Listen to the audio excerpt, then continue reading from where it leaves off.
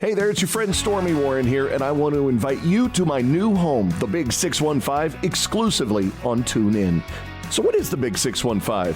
Well, simply put, it's the official home of country music broadcasting live from Nashville to the world. Download the TuneIn app from the App Store. That's TuneIn. And by the way, yes, it's free. You can also ask your device to play the Big 615 on TuneIn. Get the latest on country music from your favorite artists to the hottest songs climbing up the charts. Oh, and it's commercial free. That means a whole lot more music and a whole lot more country.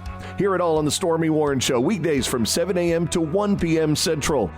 Download the TuneIn app from the App Store. That's TuneIn. And by the way, yes, it's free. You can also ask your device to play the Big 615 on TuneIn. And I look forward to having you join me on the Big 615. This is your country station. The Big 615. Have you or a loved one been injured in an accident? Are you struggling to recover fair compensation? Look no further. At Phillips Law Firm, the experienced personal injury attorneys will fight for your rights and get you the justice and compensation you deserve. They handle a wide range of cases, including car accidents, slip and falls, medical malpractice, and workplace injuries. Justice is a phone call away, so don't wait. Call today for a free case review. Call 1-800-JUSTICE or visit justiceforyou.com. Hey, this is BJ. Thanks for listening to our show's podcast. If you're a fan of all things geeky, you should check out my other podcast, BJ Shea's Geek Nation. We have new episodes every day, and you can check it out at bjgeeknation.com. Your home is going into foreclosure and you feel like a financial wreck. You don't know where to turn for accurate information. I'm bankruptcy attorney Travis Gagne. Let's talk about some legal options. If we work quickly, we can propose a plan to save your home, modify the loan, or in many cases even eliminate your second mortgage. The consultation is free. I've helped hundreds of people just like you make informed decisions about whether to save their home or exit it on a reasonable, organized timeline. The chapter you choose sets the tone for the next chapter of your life. Please contact me today at choosetherightchapter.com.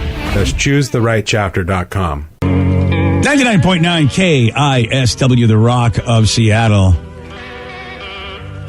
I don't know if people are delusional or if, in fact, maybe this is a real thing. But you guys know that sculpture, the famous Michelangelo's David. Is that the one with the weenie? Yes. The little weenie? Yep.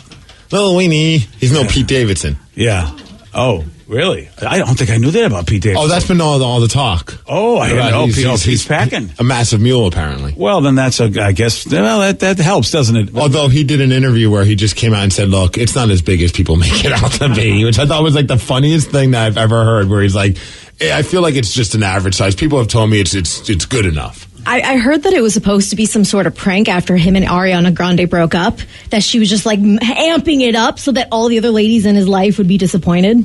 Oh. That was like a rumor. That's a good troll. Right? Wow. Well, needless to say, he's no Michelangelo. Okay. Well, we don't know about Michelangelo. He's no David. Yeah, Michelangelo was packing some massive heat. He was. Reason we're bringing this up is that there was a new poll where they said, okay. Poll. As it were.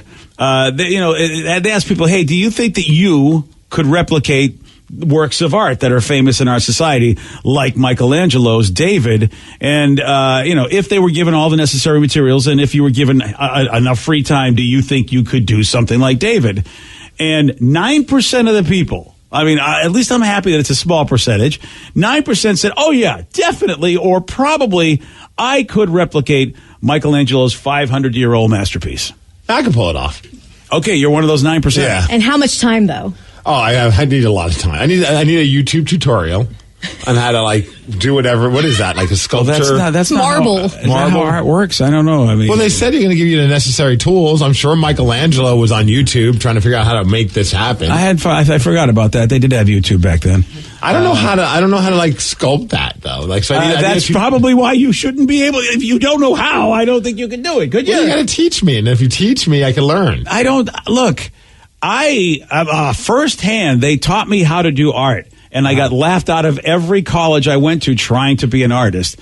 Even though they teach you, it doesn't necessarily mean you can do it. Oh, yeah. Vicky showed me a YouTube tutorial on how to sculpt marble, I guess, is it? Oh, yeah? Or carve marble.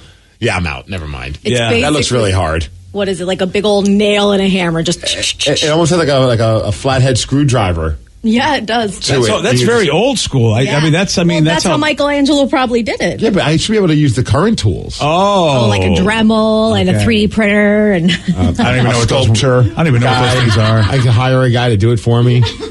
Don't you start with a big block too? Yes, a big chunk of marble. Yeah, it's like a big, rectangular block. And you just chisel it down, right? Yeah. Good luck to you. You're cracking that thing in half in your first swing. You guys, you all doubted me and said I couldn't make good tamales, and I proved you wrong. Okay, your tamales at least were edible. Yes. Were they the best tamales in the world? Yes. Like Michelangelo's David level? Yes.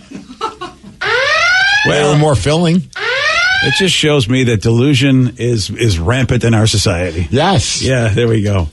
And did you guys ever hear this about why you got a guy had basically they carved him nude?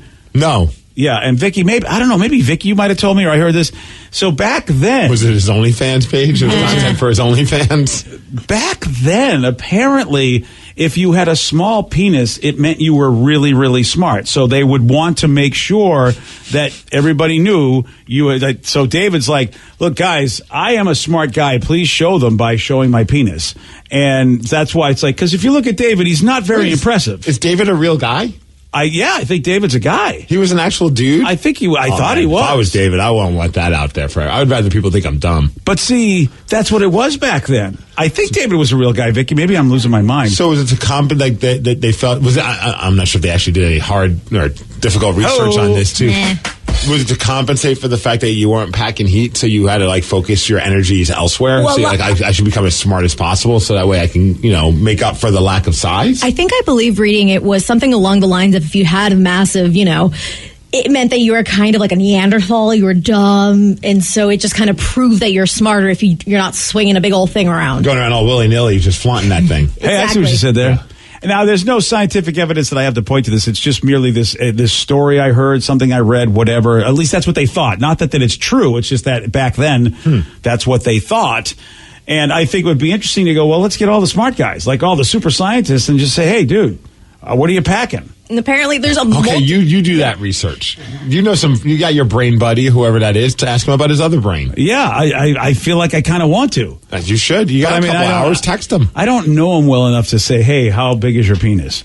Text his significant other. I know working with you right now, your wife must be a very happy woman. You know it.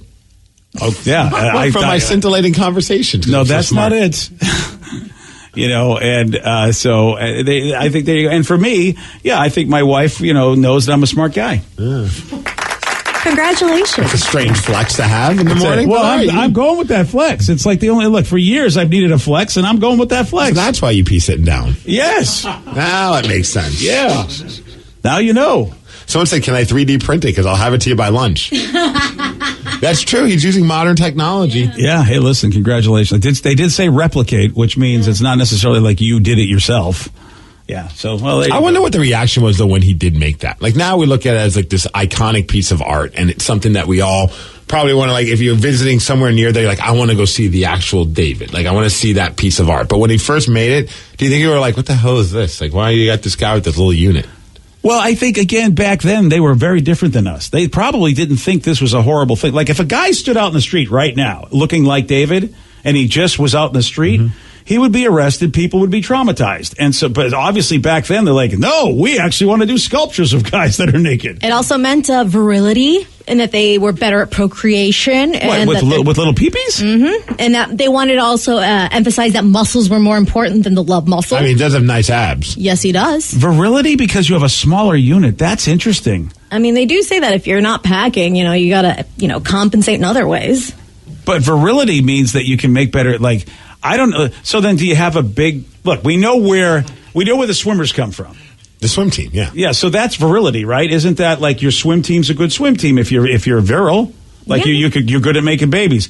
I don't see anything on Michael, or David rather, that makes me think that his swim team's better than anybody else's. The small peepee is a better swim team? But that's what they used to think. Oh, they thought that. Okay. Yeah. Well, think about it. That makes sense. What, the smaller peepee, better swim team? Well, yeah, if you're swimming, let's just say you got one person that has to swim to point A to point B, and it's a really long distance to get there. Oh. You're going to be kind of tired when you now enter your next phase of swimming. So you're saying because I have a smaller pool, you have it's less of a tunnel to swim through. Yeah. And then that gives you more energy to kind of go through to the next tunnel and impregnate. Yeah, I mean, if I had this makes all the sense in the world. Clearly, I proved it wrong. I'm smart. If I've got if I've got a 2-foot pool, I know what you're saying. I can do like 30, 40 laps in a 2-foot pool. Right. You still by the time you get to foot number 2, you're like still like going. I'm ready to rock. Whereas if all of a sudden you have a 6 to 8 foot long pool, maybe by like foot 7, you're just like, I'm kind of tired. I don't know if I really want to do it. I'll go to the next pool, but I'm not going to go that far in it. It's a very specific pool. Yeah. If a sculptor was going to make a statue of you guys and they do it for free, but you had to be naked in it, would you want it created? Yes. Where would you put it? In my bedroom. Oh my God, second Steve. No, maybe I'll just put it on the front porch. I was going to say turn it into a fountain, put it in the yard. Ward off invaders in your front porch. No one's breaking into that home. Like, this dude's got a naked statue of himself. He's probably naked in there. That's a good deterrent. That is a very good deterrent. And for me, you could do a naked statue of me and put it anywhere. It would not be offensive because currently is it in any? Currently the state of my gut is that you will not see a thing. Oh, so there you go. How about that? So there you go. So feel free to put it out there.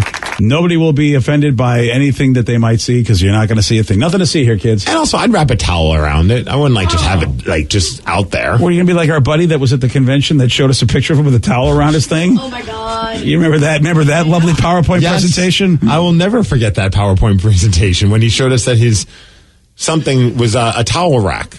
Yeah, he didn't have the towel wrapped around his stomach. He had it hanging from something. That is a flex when you go, and he was an older man. He's like, I want to let you know that this testosterone product works, and he showed us by basically turning his unit into a towel rack. I have to imagine that he helped that company sell a crap ton of product. Or however, I set up a crap ton of appointments. I still believe special effects were used. Okay. I believe there was a green screen because it was a pretty impressive feat. It was. As disturbing as it was. Couldn't take my eyes off of it. It was also impressive. You're like, wow, we should all be offended, but how is that happening? And what made it extra great was not only are we witnessing this, we're witnessing this amongst our peers and also big wig radio executives. Oh, yeah. You know what, though? That person is a legendary broadcaster, and you have to know why. He just knows that line because, like I said, it was disturbing and supposedly offensive, completely inappropriate, and yet at the same time, we were all captivated. Yeah, I use that term, moving the goalposts. I feel like he moved them and created a whole new goalpost. He sure did. He sure did. Hey, speaking of sports, the Toronto Raptors were knocked out of the playoffs by a 9-year-old girl. Steve will tell you all about this. He's got the Migs report for you at 6:19 on The Rock. BJ and Migs, mornings on The Rock, 99.9 KISW. What you watch depends on what kind of mood you're in. Sometimes you're craving comedies like Friends or South Park, and sometimes you're more into dramas like HBO's Succession and House of the Dragon. There's also cooking shows like Chopped and Beat Bobby Flay, and even movies like The Lord of the Rings and Shazam! Fury of the Gods. Well, Max is the streaming destination that has the best of entertainment for whatever mood you're in anytime. And plans start at as little as $9.99 a month. Max, the one to watch. Subscription required. Visit max.com. 99.9 KISW, The Rock of Seattle. Well informed on the issues of the day? Not this guy. Live from the KISW News Center in downtown Seattle, this is the Migs Report. Well, thanks, you guys. Thanks to Palace Law for giving us the Migs Report. And today, it's a very special day. Oh, really? If you're a fan of dolphins. Oh. It's National Dolphin Day. Ah. I can't do it. Wow. I can't hit that high note, man. Oh, yeah, that's a hell of an impression. Oh, that was Vicky. Oh, do it again. Good job. Oh, that is... Sounds like a dolphin in distress. That's disturbing. Heat. I mean, yeah. Both? How do you know what a dolphin in heat sounds like? I don't actually. Okay. Just guess. One more time, Vicky. That's a dolphin in heat. There we go. Uh-oh. What happens when you get a dolphin and a turtle at the same place? Oh. Fun time. A turdolphin. Turdolphin. Oh, boy. It's also National Ex-Spouse Day. Perfect on a Friday. Go have fun. Spouse Day. And enjoy your life now that you're no longer with that spouse. What the hell kind of day is that? I don't even understand It's the day that you send your ex a text saying, my life is so much better without you. Happy ex-spouse day. Yeah, you're probably right. Or, I mean, more people are, co-parenting and, leaving on good terms. So maybe it's like hey, you know what? I appreciate you being the mother or father of my child. And what a you way do. more positive spin on it. See, that's what I hate about Dolphin your girl. generation, Vicky. Oh, we're all nice and friends. I like the old days where you hated them. You hated them dead. You just sent a random text that just says, you bitch. Yes. I miss the old days with the hate and the ulcers it gave me. Yes. I miss those days. It's also National Dive Bar Day. So maybe you go to a dive bar when you decide to text your ex-spouse to tell them how much you don't like them still. Oh, make sure you take a picture with some hot chick. Yeah. Or some hunky dude. Might I recommend going to the 5 Point? We went there just recently. Are there Great dive bar. Hot chicks and hunky dudes? Of course. Oh, then I'm going. And they also have a great sign outside of their restaurant that says no cocaine in here or something along those lines. Do not do cocaine in here. Yeah. And then what do? You just have like a whole mountain of cocaine. Yes. Al Pacino style. And you send a gif of you snorting it. Yeah. Saying, I'm about to have some fun with these Kirkland broads. Say hello to my new little friend who's not a bitch.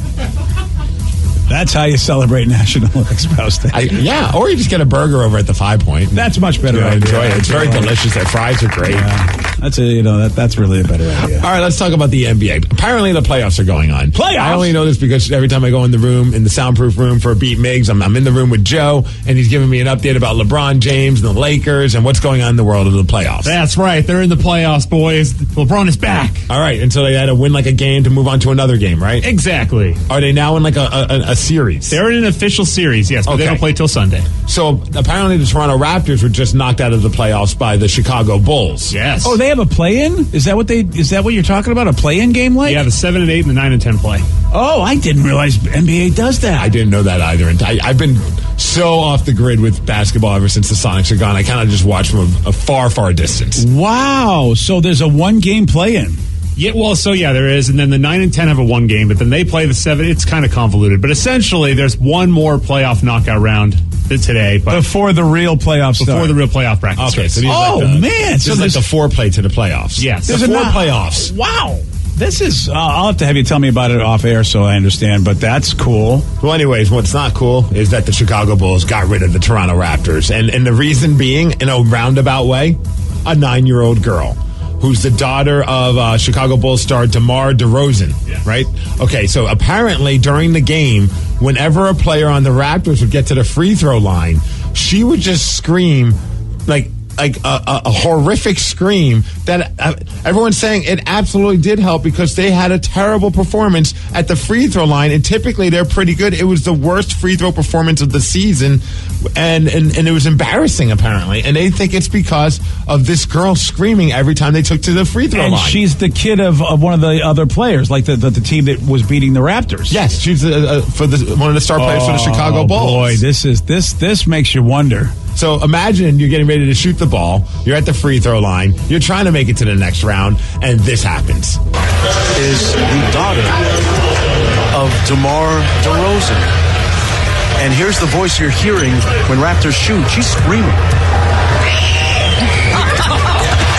That time it didn't work. Hey, it's the thought that counts. Trying to help Daddy out. She just screams. Her face is great. Her mouth goes all big, and she just goes super loud. Yeah, that. she does. You can hear her, and I imagine they can even hear her more than we can. Worst part for the Raptors was apparently she wasn't even supposed to be there. She begged her dad saying, hey, can I please miss school so I could go to the playoff game? And so he was like, because apparently like he spent most of his career with the Raptors, so she spent her childhood going to games in Toronto, and he was like, all right, fine, I'll let you come to the game. And now he's like, I kind of owe her some money for sure. Yeah. But good news for the Heat. Apparently, she's not going to be there for that game. So, because she actually has to go back to school. Oh, I'm sorry, but no. I say school schmool. Yeah. Championships are more important than education. I mean, this kid is valuable at this point. And yes, I mean, if you give her some of the championship money, that's more than she'll probably make in her entire life just by going to a public school. Yeah. Oh, dude, for sure. The Bulls were down 19 points in the third quarter in that game. So she did something right. Yeah, she did. Some of that 9-year-old mojo, baby. Yeah. I am telling you, teach her the real lesson. Sports are more important than school. And also, I'd imagine Chicago, a huge sports town. Chicago loves their Chicago Bulls. I'd imagine the teacher for this kid would be like, you know what? Let's just let it go. It's fine.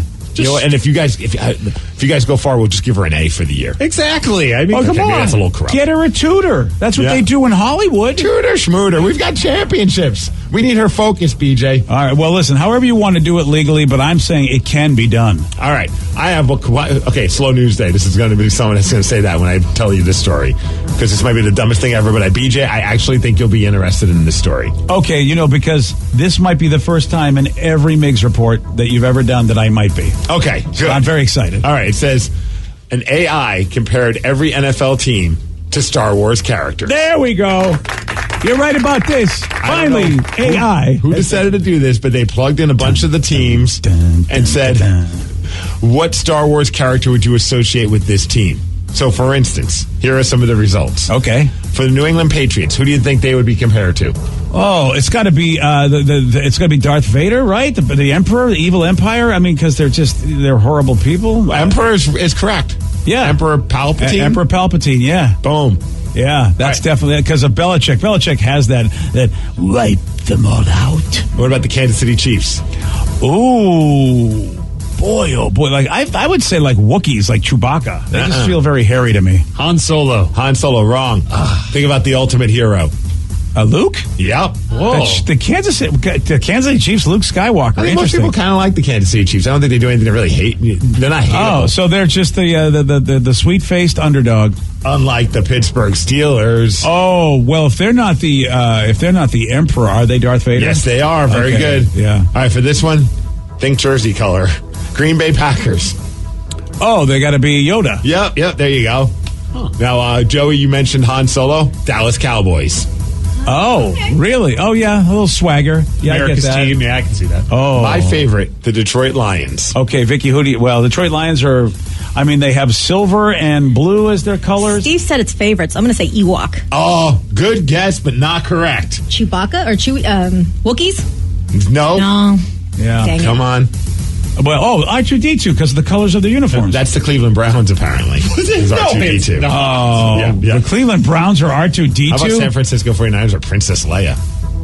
I guess liking them is like kissing your sister, I guess. I don't know. Because Garoppolo is good looking? I don't know. That's very odd. Detroit Lions are compared to the most hated character in all Star Wars. Jar Jar Binks. Yes. Talk about a dagger. Wow, that is horrible. The biggest joke of the Star Wars franchise. Oh, that's horrible for the Detroit Lions. Hey, shout out to the Seattle Seahawks. Who do you think they are? Oh, I like this one. All right. Is it the Ewoks? Oh. Chewbacca, baby. Oh, because of Squatch. Sure. Yeah, why not? I don't know. Pacific Northwest? He's awesome. Yeah. All right. I think that fits for us. I mean, a hairy dude hanging out.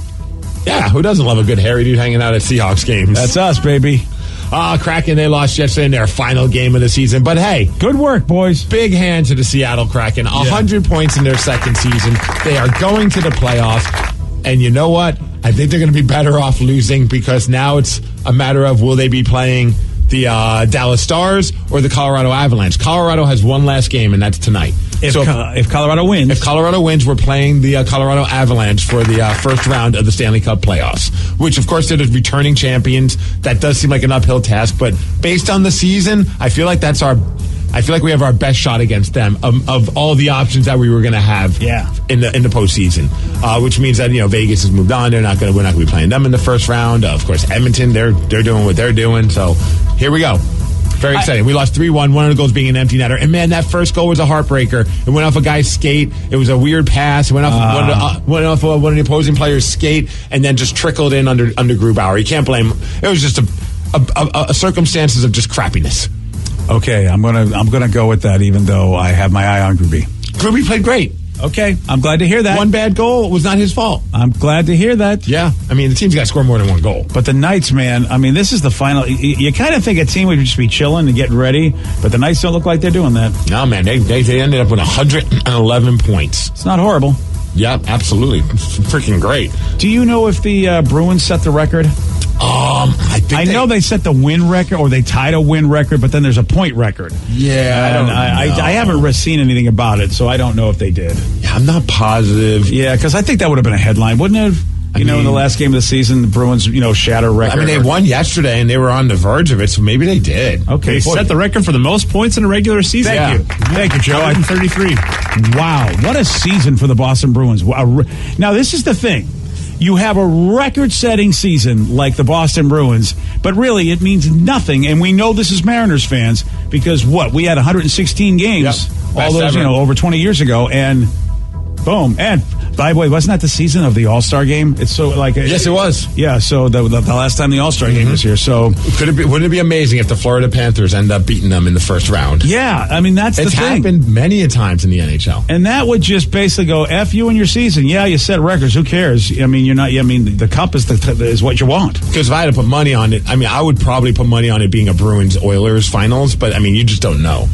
Obviously. So you really like the Edmonton Oilers, even over the Knights, huh? Yes. Okay. I really do. I think that team might be the team to beat, and it might even be a team that could that could crush Boston, not crush, but beat Boston. Okay. That's just. Other than that, maybe it's the Kraken. Who knows? We go crazy. That's nuts.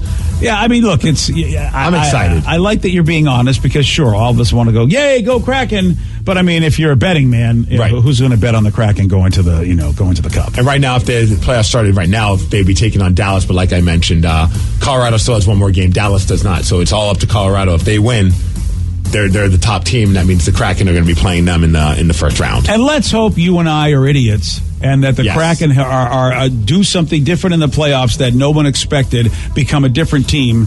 And hey, I'd be happy to look like an idiot and see the Kraken go on and be like, oh, okay, they are a much better playoff team than we thought. And an update on Andre Burakovsky. He's been out since early February due to a lower body injury, underwent some surgery and all that. He's still not ready, so he's going to miss the start of the playoffs. But fingers crossed that we'll see him before the season's done. And I got to give a shout out to Adam Larson of the Kraken.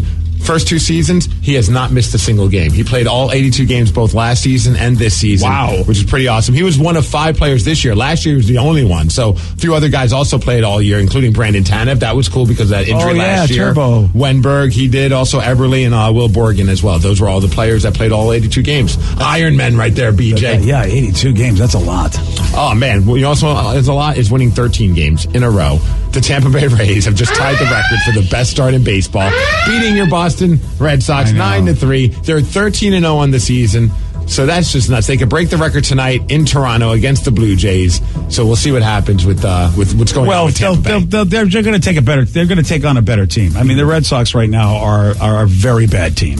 We're playing another 5-8 team. It's the battle of 5-8 teams. You've got the Colorado Rockies in town taking on the Seattle Mariners. It's also Big Dumper bobblehead night. Yeah, in Raleigh.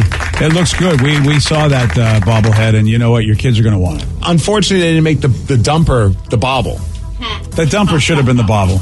I don't know if they would go. That's probably a tough sell throughout the entire chain of the marketing team. Like, hey, I got an idea.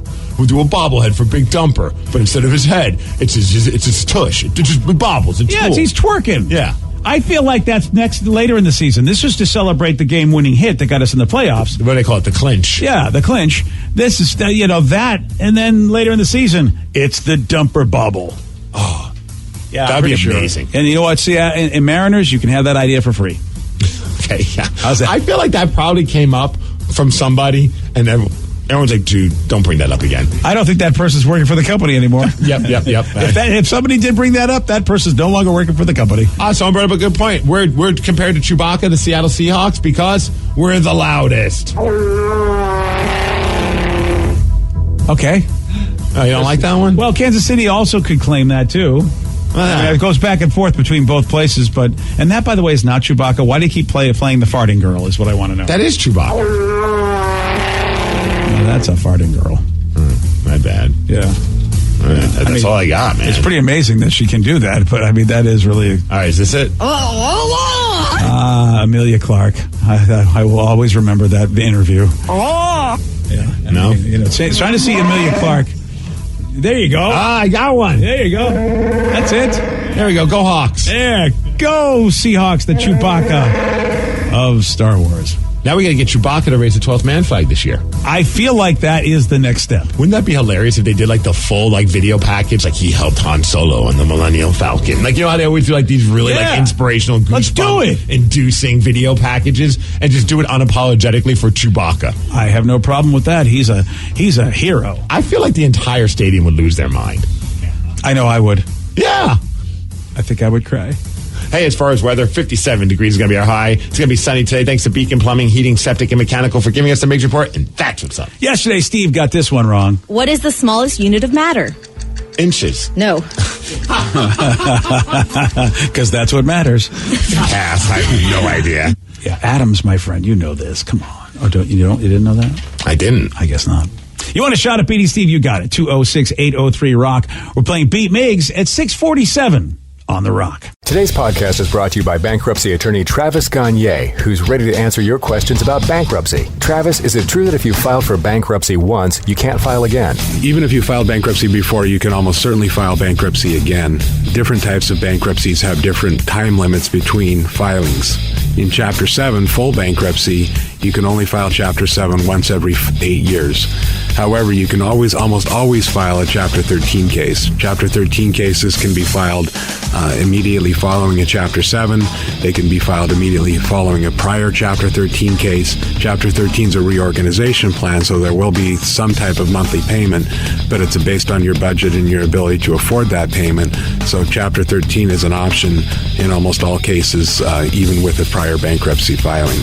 Thanks, Travis. If you have more questions about bankruptcy, you can reach out to Travis anytime at choosetherightchapter.com. That's choosetherightchapter.com. Thanks for listening.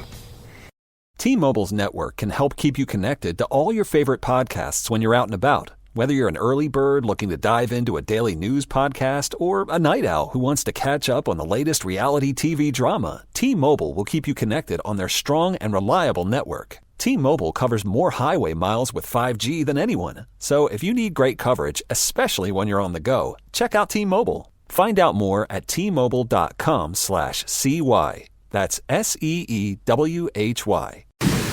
June is Pride Month. Show your pride and join us for the fabulous Pride Block Party in Vancouver. But the fun doesn't stop there. You won't want to miss the spectacular Saturday in the Park Pride event happening in July.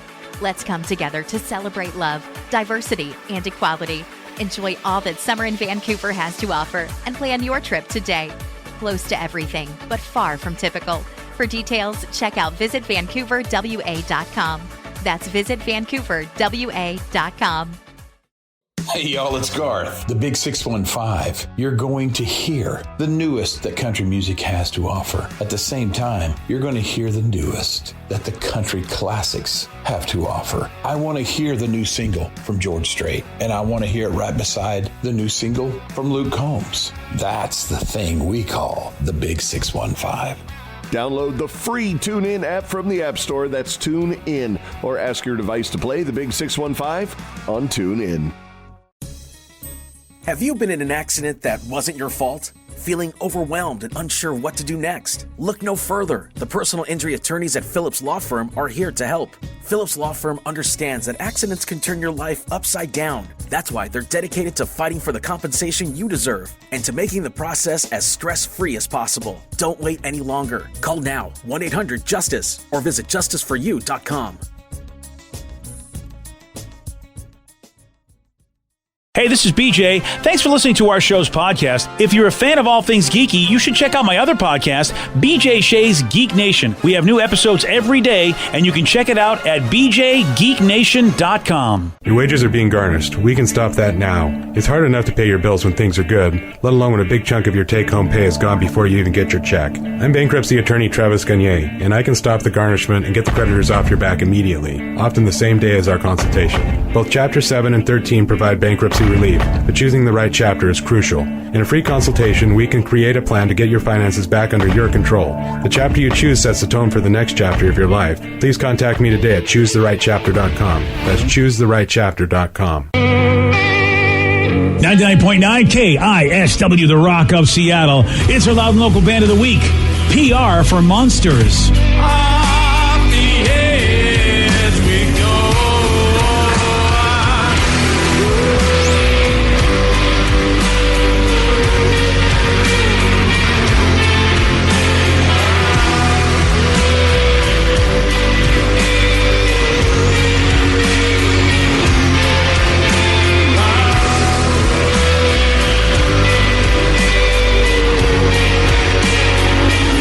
listening to the Loud and Local Band of the Week, PR for Monsters. You want to find out how to get their info? Well, they just got a new EP that just came out about a month ago. So check it out. It's called EP. Very appropriately titled. I like it. EP. And I was on their Facebook page. No shows coming up as of yet, but it did say big announcements coming soon. Ooh. What if we're the big announcement, the band of the week? Oh, that's a big announcement. Huge announcement. Biggest announcement ever for them. Pretty good size announcement. And look, man, if you want all the info, just go to the BJ and Migs page of KISW.com. And if you want more local music, check out Sunday nights here on The Rock. Show called Loud and Local. 2 hours of Pacific Northwest music. Bands like PR for Monsters. Let's play Beat Migs. I will beat anyone that calls in to play the game. He's smarter than you. He'll make you look lame. 60 seconds on the clock. You're going down and I'm gonna rock. It's time to play the game. So everybody scream his name. Beat Migs. Don't be a loser. Whoa. Beat Migs. You're a loser. We did it, everyone. We made it to Friday. I'm sure somewhere Danny and Lily are jumping. As they should.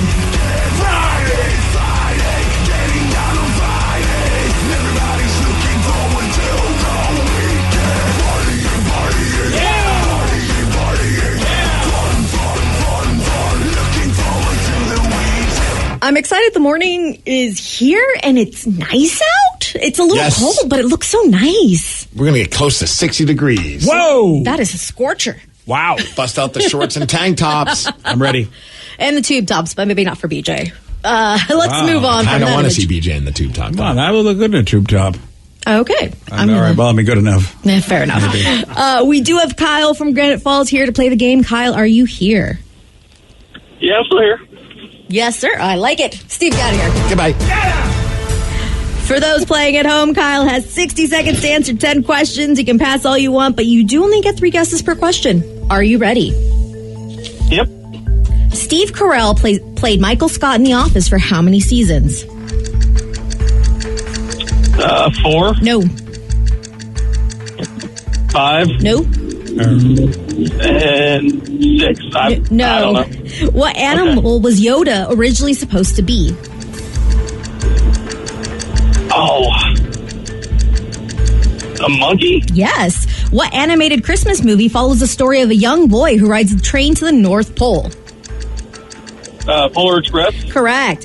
For how many ghosts chase Pac-Man at the start of each game? 5. No.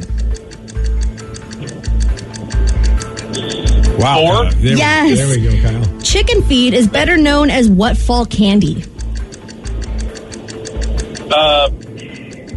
Candy corn? Yes.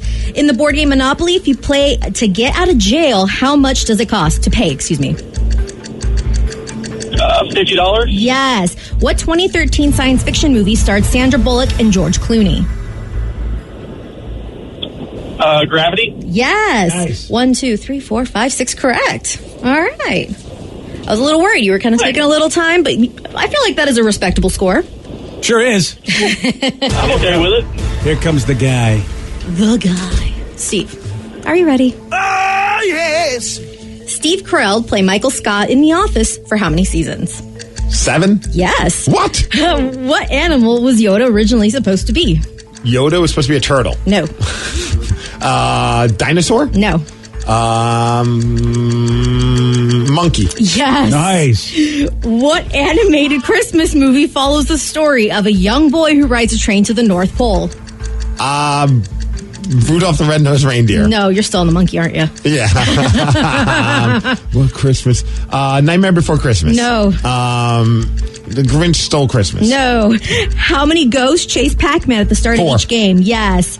Chicken feed is better known as what fall candy? Fall candy, chicken feet. I'm going to go with peanut butter clusters. No. Peanut clusters. No. Laffy Taffy. No. In the board game Monopoly, if you pay to get out of jail, how much does it cost? $250. No. $200. No. $150. No. Damn it. What 2013 science fiction movie starred Sandra Bullock and George Clooney? Gravity. Yes. Good movie. 1, 2, Ish. 3, 4 correct. Unfortunately, that was not enough for a win. It was 6-4. Nice game, Kyle. Thank you. There you I appreciate go. it. There you go. See that? Kyle came Great through. effort. He took his time and came out a winner. Mm-hmm. I got too cocky, man. I thought my luck. I had two great lucky guesses at the start, and I thought, I'm going to just fly through these. Yeah. That you weren't even paying attention to the questions fully. Yeah, see that? I always thought you were cocky. Yeah. Thank you. Yeah, or some version of that. Yeah. Hey,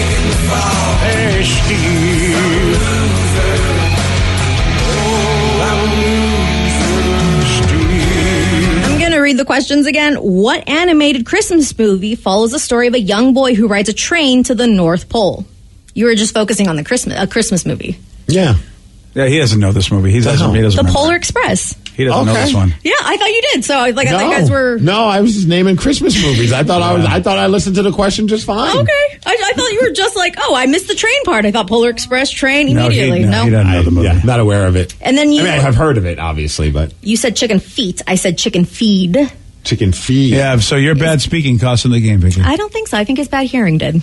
Give me a combo platter. Yeah. I still wouldn't get it right. Oh, fair enough. Candy corn. Candy corn. Ugh, they should keep them with the chickens. Yeah, they keep them with the chickens. And then in the board game Monopoly, you pay $50 to get to jail. That would be my Come next on, guess. Steve. Every time I think I understand where Steve's going with a guess, he just throws me off. He's for the turtle, green, got it. Dinosaur, green, got it. For Yoda. But then how do you come up with monkey? Because I ran out of green animals I could think of, and I was just picking an animal that I think. I was imagining because Yoda rides on Luke's back. I figured like a monkey, and I swore I would have that makes sense. I don't want to play any charades with either one of you. I don't want to play any trivia games Ours makes the way more you sense. the way you guys think is not the way I think. Yeah, we Steve Migs and Vicky beat it. Yes. That is how we got to the answer. Yeah, and Steve was very surprised at the Michael Scott character, but I've yet to watch a single episode. 7-year of The Office. contracts. I Yeah. tell everybody if you don't know TV, just guess 7 years because 7 years is what they usually have people sign contracts for.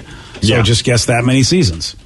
If you don't know nothing about nothing, so you did it, Steve. You followed that. That was a rule. Yes. Unless you're on Netflix, I feel like they cancel it after one season. Yeah, well, I don't know what Netflix is doing. I can't tell you about Netflix. That was network television. Netflix is a whole different animal. So here's a question. Why was Mark Wahlberg spotted bagging people's groceries? Well, he's going to tell you why. You'll hear from him at 7:17 on The Rock.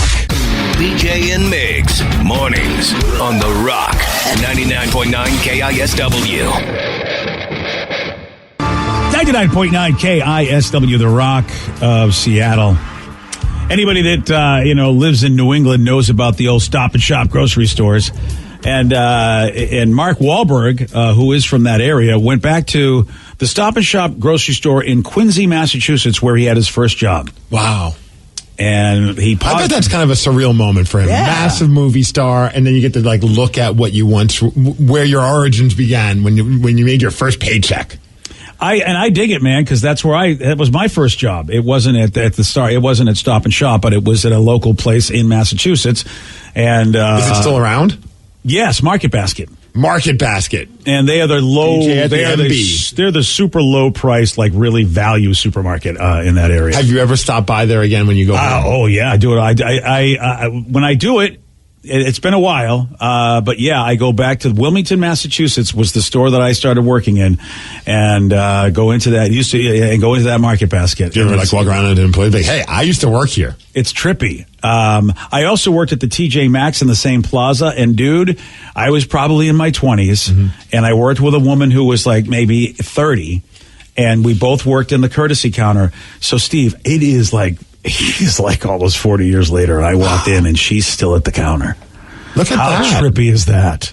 That's good job security. That is but here's what she said. I go, I don't know if you remember me, but yeah, we used to work at we worked here together and we worked here at this counter. And she goes, yeah, I'm still here. It's probably you know how many people have come and gone since you've been here, buddy? You think I remember you?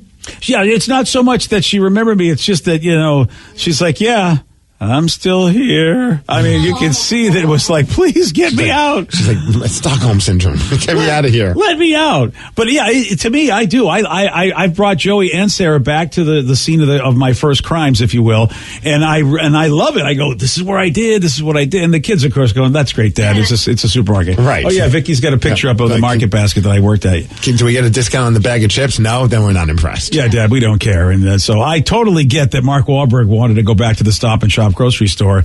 And he was outside reminiscing about the days working there. Even posted a video on his social media pages about it.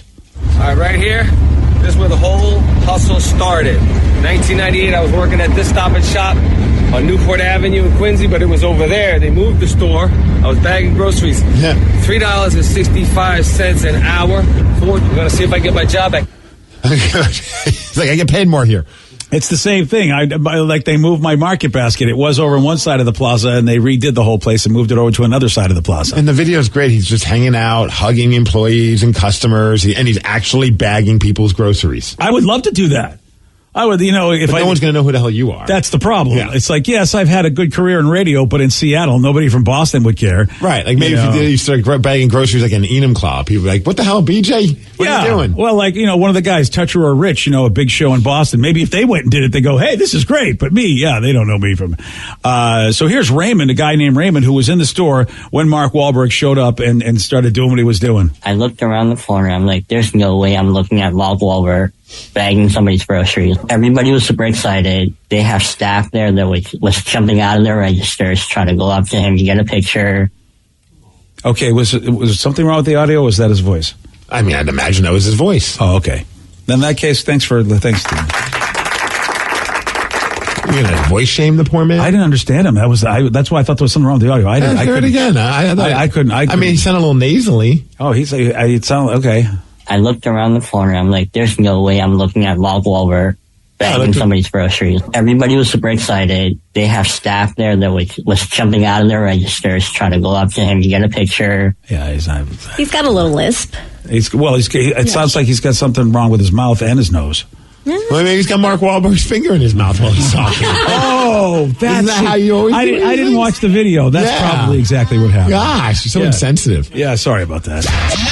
It's the lukewarm topic of the day. So Mark Wahlberg posted a video of him going back to his first job to bag groceries. Based on this, we want you to finish this sentence. The one job that I wish I could go back to is blank. What was your favorite or most memorable job? 206-803-ROCK.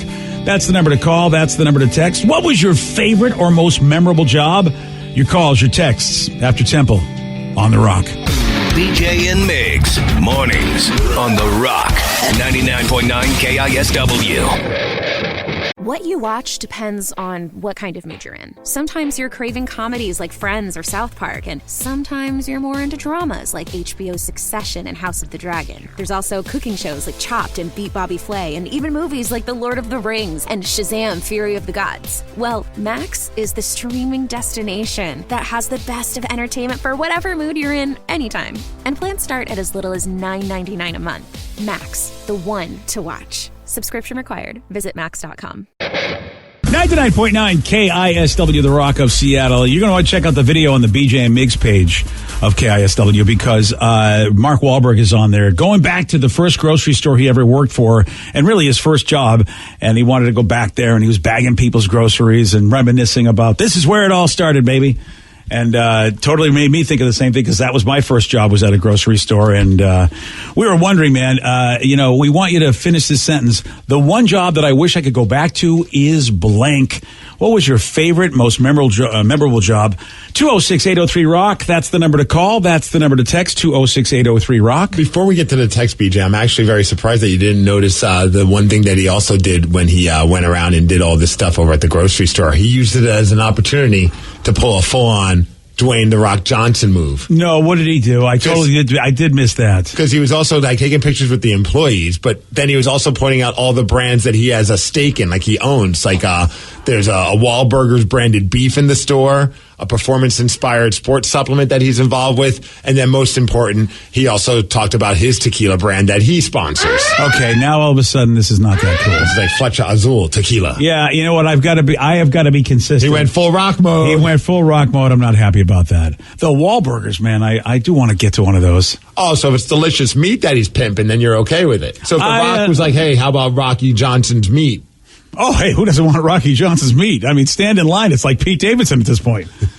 Yeah, okay. I guess it really makes me think, dude, is this, so you really got free coverage of all of your brands? Yes, I'm a good guy. I'm going back to my old job. Check out my tequila. See, you can't do that. See, I couldn't do that if I were like, hey, this, and then I'd walk around with a video. They'd throw me out of the store. Well, yeah, because you're not Mark Wahlberg. That's the problem. But still, what if I'm trying to sell stuff and I used to work at that store? I have the same reasons that he would. I have products that I'm investing in. I used to work at your supermarket. You could do all of it minus probably grossing people's groceries because they'd be like, what are you doing, sir? This is weird. I'm much better than him at bagging. I was the bagger man extraordinaire back at the market. I'm willing to bet money that Mark Wahlberg's a better grocery bagger. I will throw down with Mark Wahlberg any day. I was really good. We will never be able to get to I want to have this happen. Yeah. Oh, I so want to. I feel like you're more of a greeter now, BJ, than you are a bagger. Dude, I go to too slow. You ask Trader Joe's because they're always like, dude. As I go, dude, just send it down. You have a tough job over there. Send it down. I'll bag these babies up. So then you should go there and do it for them on the fun, just for the funsies. See, well, that's why I want to fight Mark Wahlberg, bag style. Well, now we're getting violent. I'm just saying, Well, it's like a rap battle. It's going to be a bag battle. He has his own supplements, and you're going to try to fight him? He spends like physical fight, bag battle. Bag battles coming soon to Fox. Steve questioned my bagging prowess, and I still believe that is the one thing that I'm good at. I'm not saying you're bad at it. I just think that Mark Wahlberg is a superior bagger. He is not a superior bagger. He is way more disciplined than you. I'm sure if he knew that this was happening, he would get up at 5 a.m. and work on his bagging. Oh, no. You just got to go now and just go with skills. None of the practicing and everything. Well, you're afforded the same opportunities to practice as well. It's muscle memory, bitch.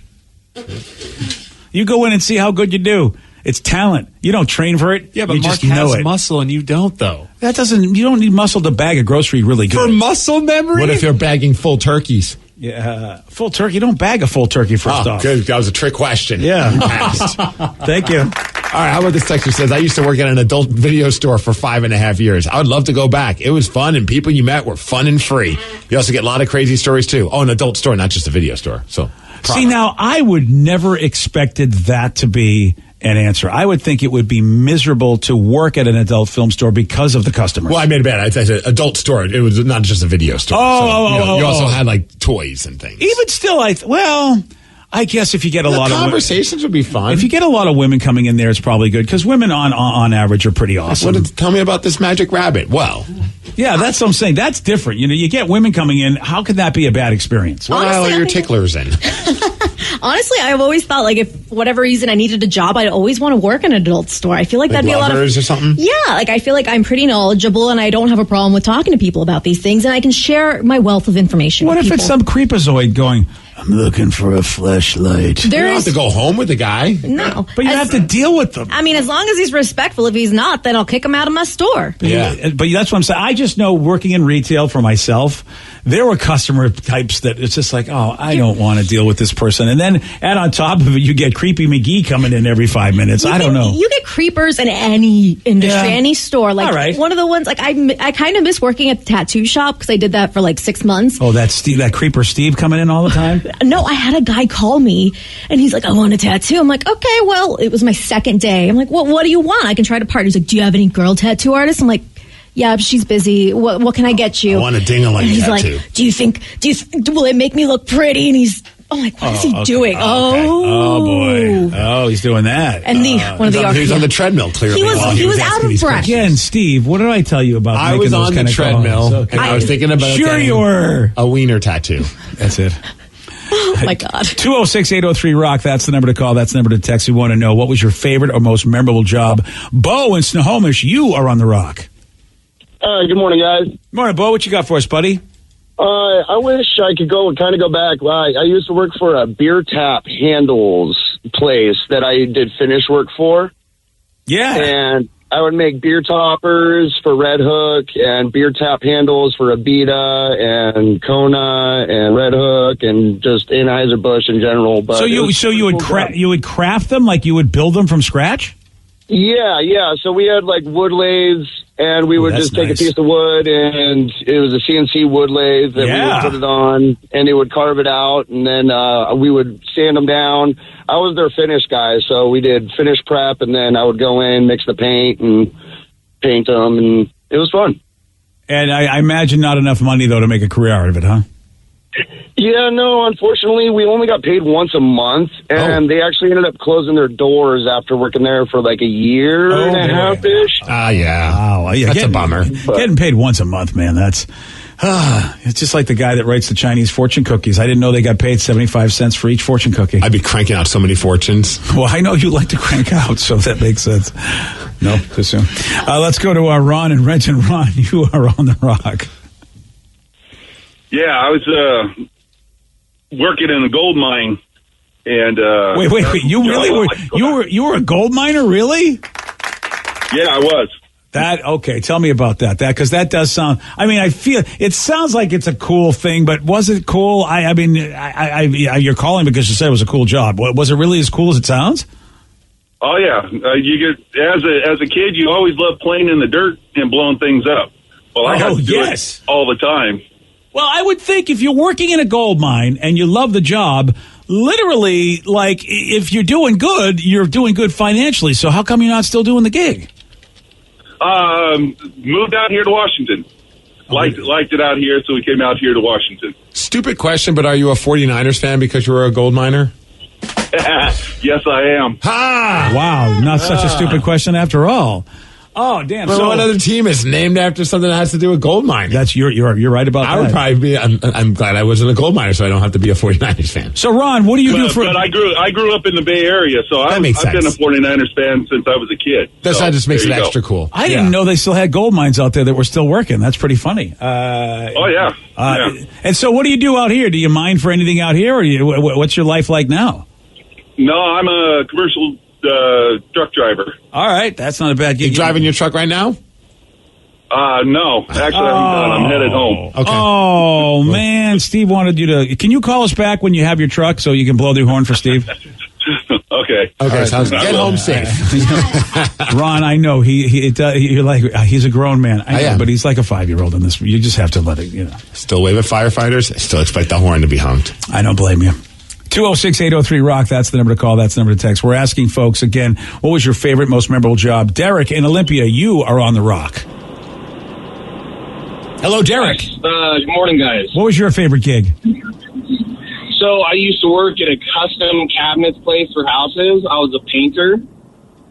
And I would love to be able to go back to that. Nice. Okay, so this is interesting to me because, I mean, look, custom cabinets are amazing. As a person that, had to go do that to redecorate my kitchen, I was like, man, I always wondered, like, do people really love that job? What did you love about it? So I got to do the painting side of it. The cool thing about this place is they made the cabinets from scratch. They would take the wood, cut it up, put the holes in it, put it together. But I got to do the painting part. And my favorite part is once we were done, being able to put that final lacquer coat on there, get that nice glossy finish, and it was just like glass. Damn, dude. And again, not enough money in it, I guess? So it was a small family-owned business. I ended up getting fired from it because I just didn't have enough money and time and stuff like that. Oh, that sucks. Ended up moving on to the military. Now I'm in Olympia as a mechanic for a drilling company. Nice. Do you ever lacquer people's cars without them knowing, just so you can get that look? Get that nice glossy finish on their hood. Just the hood, nothing else. I wouldn't mind that. I think if my car came out lacquered, I kind of do. I'd like to see what that would look like. At least on the side, you can still play with his wood, not as a job. No. I suppose really that's a career a hobby we can all have. Yes. Hey, what do you think? Oh, dude, we got to take one more call. We it's do. Very important. Oh, I mean, it's only going to take like 5 seconds. Okay, fine. I'm sorry, Joe. We have 5 more seconds. We have 5 more seconds, Joe, because guess what? We have a truck driver on the phone. It's Jeff, the garbage man. Jeff, and you're on the rock, buddy. Right on. All right. Thank you. Thank you, Jeff. My Friday is complete. Let's go. There we go. Boy, is that Jeff, thank you, sir. Thanks for calling in. You rock. Is that our job now? Is that our thing? It's like if people call in with their horn, you're ready to go. We're number one with horny listeners. All right, there we go. That's a great brand. Got to have a brand that's ours. Okay, as I was saying before I was interrupted by Jeff, the horny listener. Give us the horn. What do you think was picked as the best rock song of the 2000s? Well, I'm going to tell you at 7:47 on The Rock. Today's podcast was brought to you by Travis Gagne, bankruptcy attorney. He's here right now and has agreed to answer more of your questions about bankruptcy. Travis, if you're upside down in your mortgage, should you continue to make the payment? Continuing to pay your mortgage or not is a complex decision because you're going to have to pay to live somewhere. You're going to have a housing payment. So continuing to make your house payment really depends on several factors. One is whether or not you have a second mortgage. The second one is how affordable your ongoing monthly mortgage payment is. Another issue is whether your mortgage is adjustable and you're facing an increase in your mortgage payments later on when interest rates go up.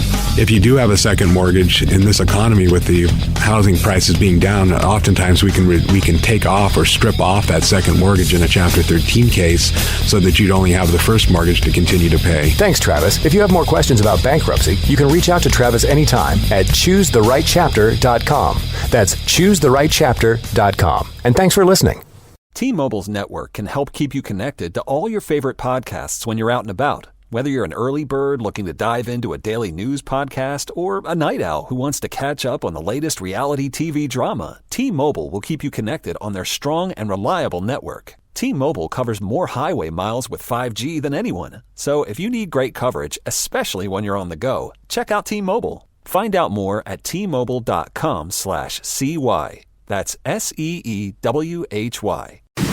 Hey there, it's your friend Stormy Warren here, and I want to invite you to my new home, the Big 615, exclusively on TuneIn. It's the official home of country music broadcasting live from Nashville to the world. Get the latest on country music, from your favorite artists to the hottest songs climbing up the charts. Oh, and it's commercial-free. Hear it all on the Stormy Warren Show, weekdays from 7 a.m. to 1 p.m. Central. Download the free TuneIn app from the App Store. That's TuneIn. Or ask your device to play the Big 615 on TuneIn. Dealing with an accident and injury claim can be overwhelming. Let Phillips Law Firm fight for you. We understand the pain and suffering, and we're here to guide you through. Call 1-800-JUSTICE today for a free case review, or visit justiceforyou.com and let Phillips Law Firm help you on the road to recovery. Hey, this is BJ. Thanks for listening to our show's podcast. If you're a fan of all things geeky, you should check out my other podcast, BJ Shea's Geek Nation. We have new episodes every day, and you can check it out at bjgeeknation.com. Your driver's license is important so you can get back and forth to work, get your kids to school, and back and forth to daycare. If your license has been suspended because you can't pay your tickets, you can't do any of those things. Let's talk about Chapter 13 bankruptcy. You may have heard that tickets cannot be discharged, but they can be dealt with in a Chapter 13 case. Why not come in for a free consultation? The chapter you choose will make all the difference to your getting back legally on the road. Let's design a plan to pay off your tickets and restore your license immediately. I'm attorney Travis Gagne. Please contact me today at ChooseTheRightChapter.com. That's ChooseTheRightChapter.com. 99.9 KISW, The Rock of Seattle. Loudwire.com put together a list of the 66 best rock songs of the 2000s. And we got some of the highlights for you. You ready? Hell yeah, I am. This is like one of my favorite. I mean, the 90s are my favorite, but the 2000s had some good jams, too. It feels weird, but it's like 20 years ago when you think about it. I forgot about that part. Yeah, it's so is this considered like classic songs now? I mean, it may, well, I'll let you be the judge of that one. Wow. Yeah. So here's, I don't know if these are in any particular order, but here's the first one we got for you of the 66 best rock songs. Oh, yeah. This is the jam right here, BJ. Shifty Shell Shock and Crazy Town. Little butterfly action. And these are, that's considered their number one song of the 2000s. Really? Yes. Ooh, number one rock song. Yes. Wow, it's very far from rock, but it was played a crap ton on rock stations. It sampled a Chili Peppers song. Yeah. And Shifty Shell Shock might be the greatest frontman of all time. I only say this because we interviewed him once, and he got pulled over by a cop while we were interviewing him because he was like speeding or something like that. Oh, wow. That's and pretty wild. He didn't have his license, but they asked for his name, And he said it was Shifty Shell Shock. And it's on he says, my name's tattooed on my hand. See, Shifty Shell Shock. And I'm like, what is this guy that's doing? fantastic. And like I don't remember much else from that moment, but I think he got out of the ticket and the interview continued. That is amazing. Yeah. I was just like, this guy's a rock star. They were just in town, too. I didn't even know they were still a band. Oh, wow. All right, here's number 2 on the list. This is considered the second best rock song of the 2000s.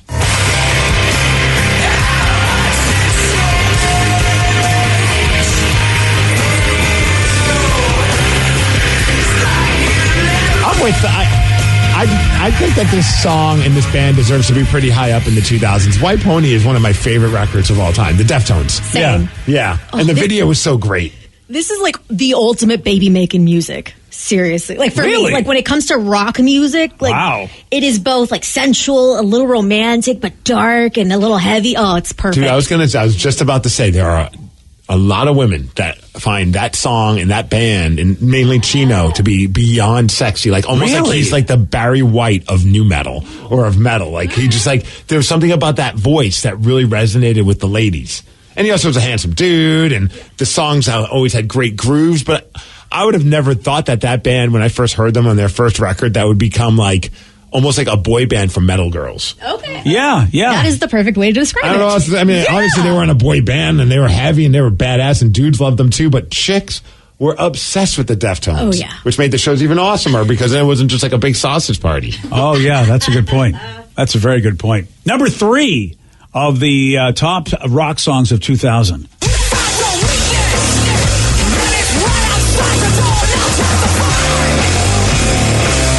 This was the theme song for the Megacast for a while.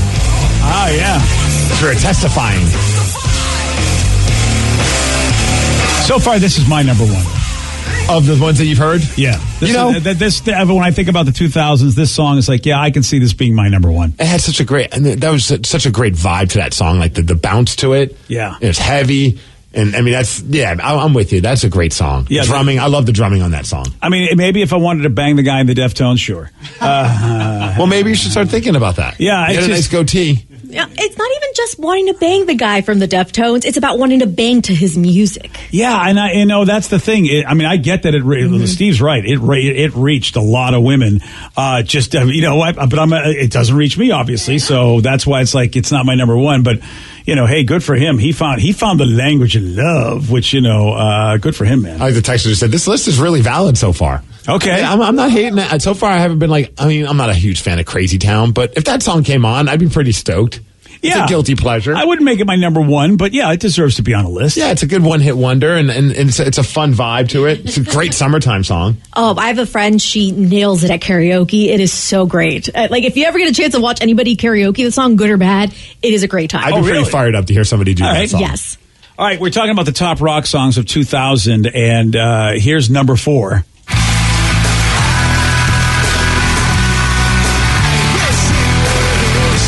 They're nailing it. Incubus, This is a great record. They were so good at Pain in the Grass. Yeah. Another good tune. Mm-hmm. Yeah, can't argue with this. And that's also, there's a rock star, like a ladies love Brandon Boyd. Like every video, he finds a way to take his shirt off. Well, that's the key. Yeah. I mean, I got to imagine like that guy had no problem, having conversations with ladies. Yeah. Joe, I think you need to take your shirt off more. I just need to become a member of Incubus. That could help. But it's not only taking your shirt off, it's being in front of a wind machine with your shirt like kind of flowing off of you. That's the key. Yeah, long sleeve shirt, the button down, button it all the way down. And let the wind hit you.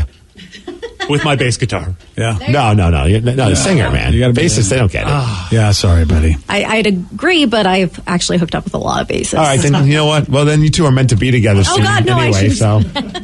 Yeah, I mean, if that's. What if that's why Joe picked up the bass? He knows Vicky's dating patterns. Is it all just like this ridiculous destiny, even though like neither one of them seem to want this, and yet it seems to be pointing in that direction?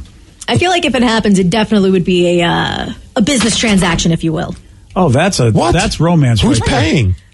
BJ, of course. Oh. The government. We got to say taxes. I was going to say taxes. You get like all these fun benefits, insurance. I'm going to be a sugar daddy for my son, basically. Yes. Aren't like you already? A proxy sugar daddy. Well, a sugar daddy. You tried that before. You've flown girls out to meet him. Yeah, I guess you're right. You're not. I guess that's a good point. So Pay for their dates. It'll be a proxy sugar daddy. It's like, yes, they're with Joe only because I'm paying. Don't you feel like we're living in the world's worst episode of Friends with these two? Yeah. Yeah, you're right. Who claim they don't want each other. You know, it's like anti-Ross and anti-Rachel. Yes. So here's number 5, the top rock songs of the 2000s. And again, this is according to loudwire.com, number 5. Oh, I remember this, yeah.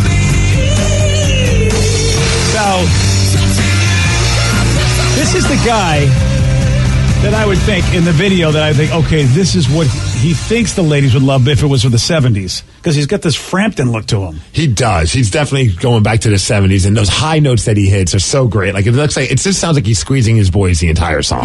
Yeah. I have heard this song so many times because I used to go to a karaoke bar, and the guy that would host it could sing this song perfectly. Oh, I was going to say, if somebody starts that song, I'm definitely not leaving. But I'm fully anticipating I'm going to laugh my ass off because how do you even hit those notes? Well, my friend brought me, and I didn't believe him because it's like you said, you're going to sing it poorly. Yeah. But when he did, the ladies lost it, man. So it does work well. That was a band I thought was going to actually continue to go up the ladder of success, but it was that song, and then they had some other songs that are pretty cool. I don't dislike The Darkness, but they never blew up to be a huge band. That song made you feel like they might. Would they technically be considered a one-hit wonder? Yeah, okay. Definitely. I mean, they had other songs that I'm sure whoever the president of the Darkness fan club is going to chime in. But it's that was the one big hit for them. Ask everybody what other songs do they have. I have no idea. And I think he does a podcast on YouTube now, where he kind of dissects certain songs and covers them and that's kind of fun. Yeah, it's a super fun, loving.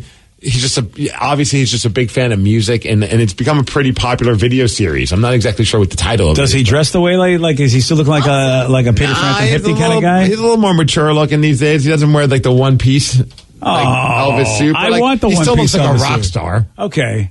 What's his name? Dustin Hawkins Rides Again podcast? I guess. Must be. I know I've seen it on YouTube, and I've watched a couple of little clips where he's analyzing certain songs in rock history. 6th best song in the 2000s was this one.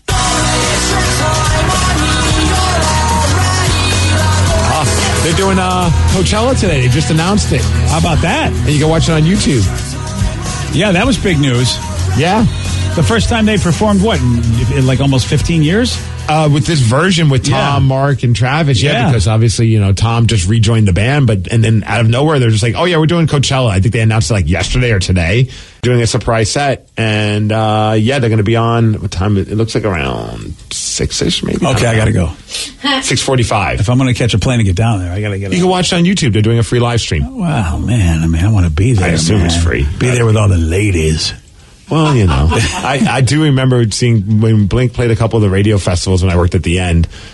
Those girls that were fans of Blink-182 did jump on the shoulders and did flash everybody. See, that's the key. Even before they came out on stage, we were just doing the stage announcement, are you guys ready for Blink-182? And all of a sudden, bubbies! And I'm like, whoa! I think I even said that on the microphone. Yeah. I was whoa! Yeah. Well, I asked you if you were ready, and you're showing me you're ready. Yep, damn straight I am. All right. Let's go. Woo! Yeah, I'm excited to see. I know they're coming to town in June. So I'm excited to see these guys again. Oh, okay, yeah. Mm-hmm. Number 7, and this is the last one we have on our list, but it's a list of 66 from loudwire.com of the best rock songs of the 2000s. And this one here is the one I think, at least for us, is the most enduring. I still hear this song, at least played on this station a lot.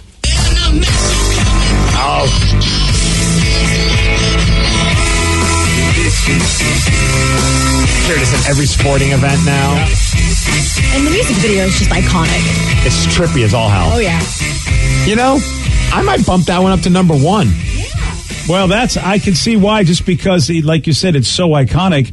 I would not have been surprised if it was number 1. Yeah, I would think as far as like you said, this a song that's as far as test of time and just in general, this is a song that's just been around and it continues to be successful and popular because it's played by all these marching bands and it's just a fun song. Yeah. And Vicky's right. The video is simple and yet cool and complex.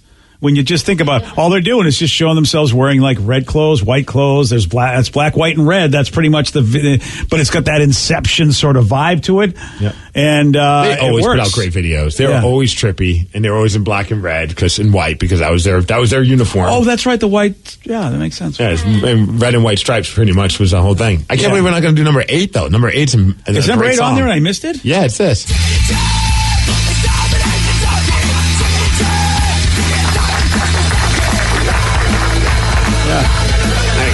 It doesn't get better than this rock song. Yeah. That's for all the texters. Yeah. Oh, is that for all the texters? They wanted what 5 of them at most? Let's see. Yeah, please. 3.5. Okay, 3.5. Fair enough. One guy spelled Dominic wrong, so I'm not counting that. Okay, perfect. That's great.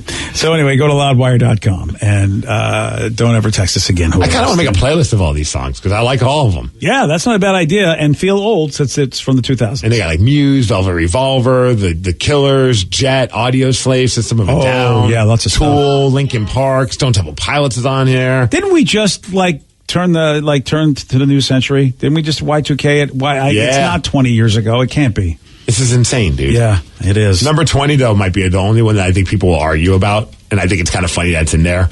My Sacrifice from Creed. You have to My take sacrifice. Your mind forgets the songs that did also come out and were also popular of any decade. Right. Your mind does forget. Oh yeah, I guess that was there too. Everyone loved those songs when they came out. Like everyone was losing their minds. At least that's what it felt like at the time. You guys were a little older than me, so it probably hit different. But being in middle school when that came out, I was obsessed with Creed. I was never a big Creed fan, but whenever I hear that song, I just think of the WWF or WWE because they set like a great video package to like Creed music, and I was just like, as long as there's all about men grappling, then I like Creed. Of course, then it's fine. Yeah. 31% of people just admitted to being a jerk, and in a very random way. How so? I'm going to tell you at 8:17 on The Rock. BJ and Migs, mornings on The Rock, 99.9 KISW. What you watch depends on what kind of mood you're in. Sometimes you're craving comedies like Friends or South Park, and sometimes you're more into dramas like HBO's Succession and House of the Dragon. There's also cooking shows like Chopped and Beat Bobby Flay, and even movies like The Lord of the Rings and Shazam! Fury of the Gods. Well, Max is the streaming destination that has the best of entertainment for whatever mood you're in anytime. And plans start at as little as $9.99 a month. Max, the one to watch. Subscription required. Visit max.com. 99.9 KISW, The Rock of Seattle. Well, this question had to be asked, I suppose. People were asked, hey, have you ever intentionally hit the button to close an elevator's doors because they wanted to leave without the other person? Oh, I've been guilty of it. I can't believe only 31% of the people said yes. Yeah. I feel like everybody does. I've been guilty of it I remember one time I let one slip out and I didn't mean to, and I was like, I saw someone coming, I'm like, I don't want them to get in the elevator with me. Like, you know what I mean? Like, yeah, you're doing them a favor. That's what I thought. I'm doing the Lord's work. But like, I was just like, man, I'm watching, like, oh, it looks like they could, so I slyly, like, just kind of started hitting that button. Yeah. Like, not making it like look obvious, and then pulled the old, I'm trying, oh no, door closed. Oh, really? Boy, what an actor. I know. I'm a thespian. 61% of the people claim they haven't, and the math doesn't add up on that one. That's 92. What about the other 8%? They don't know if they have or haven't. Maybe they thought it, but they didn't do it. Well, you said you didn't do it. Why can't you answer a simple question in a poll? Who are these 8%? That irritates me. The undecided always irritates me. And I feel like it's always either like 8% or 7% that are unsure. Don't know. I don't know if I've done it. You've done it. If you haven't done it. You can, because you'll read out there, no, I never do that. I make it an effort. I think it's rude to go, I don't know. I mean, what do you don't know? You've done it. I'm wondering, my first thought when I saw that was like the people that pretend to hit the door open, but they're not hitting the close button, but they're also not hitting the door button, open button, like they say they are. Pretend they're hitting the wall? Yes. Oh, that's them, huh? I'm wondering if that's them. Or maybe they've never ridden in an elevator before. What is an elevator? Oh, all right. They're only stairs only. I feel like if you do a survey like that, they have to be of elevator. Obviously, somebody who's never ridden in an elevator has never done that. You know, hey, sir, have you ever bought anything at have you ever bought tomatoes at the grocery store? No, I never have. That's because I've never gone to a grocery. Well, then get out of here. You don't count. So how about this? The study also found that 43% of people think those closed door buttons actually they think they actually work. If I'm reading that correctly, which they do, don't they? Yeah, because 25% don't think they do anything. Yeah. Is that, again, and then the other percentage don't know if they work? I don't know if they work sometimes when I'm trying to get it to close, and I feel like it's not closing. I'm on that 25% with you. I don't think they work most of the time. Yeah. Like, you click them and nothing happens any faster. Yeah, maybe the open one I feel like might work, but the closed one I feel like doesn't really do its job. Yeah, I feel that it's just on its own timer. It doesn't matter if you press it or not. But what if you're trying to escape from a bad guy and you're trying to hit that button and it won't close? Well, that's you couldn't have a suspenseful movie if those buttons worked. Otherwise, the movie would be over. Oh, hey, we didn't catch them.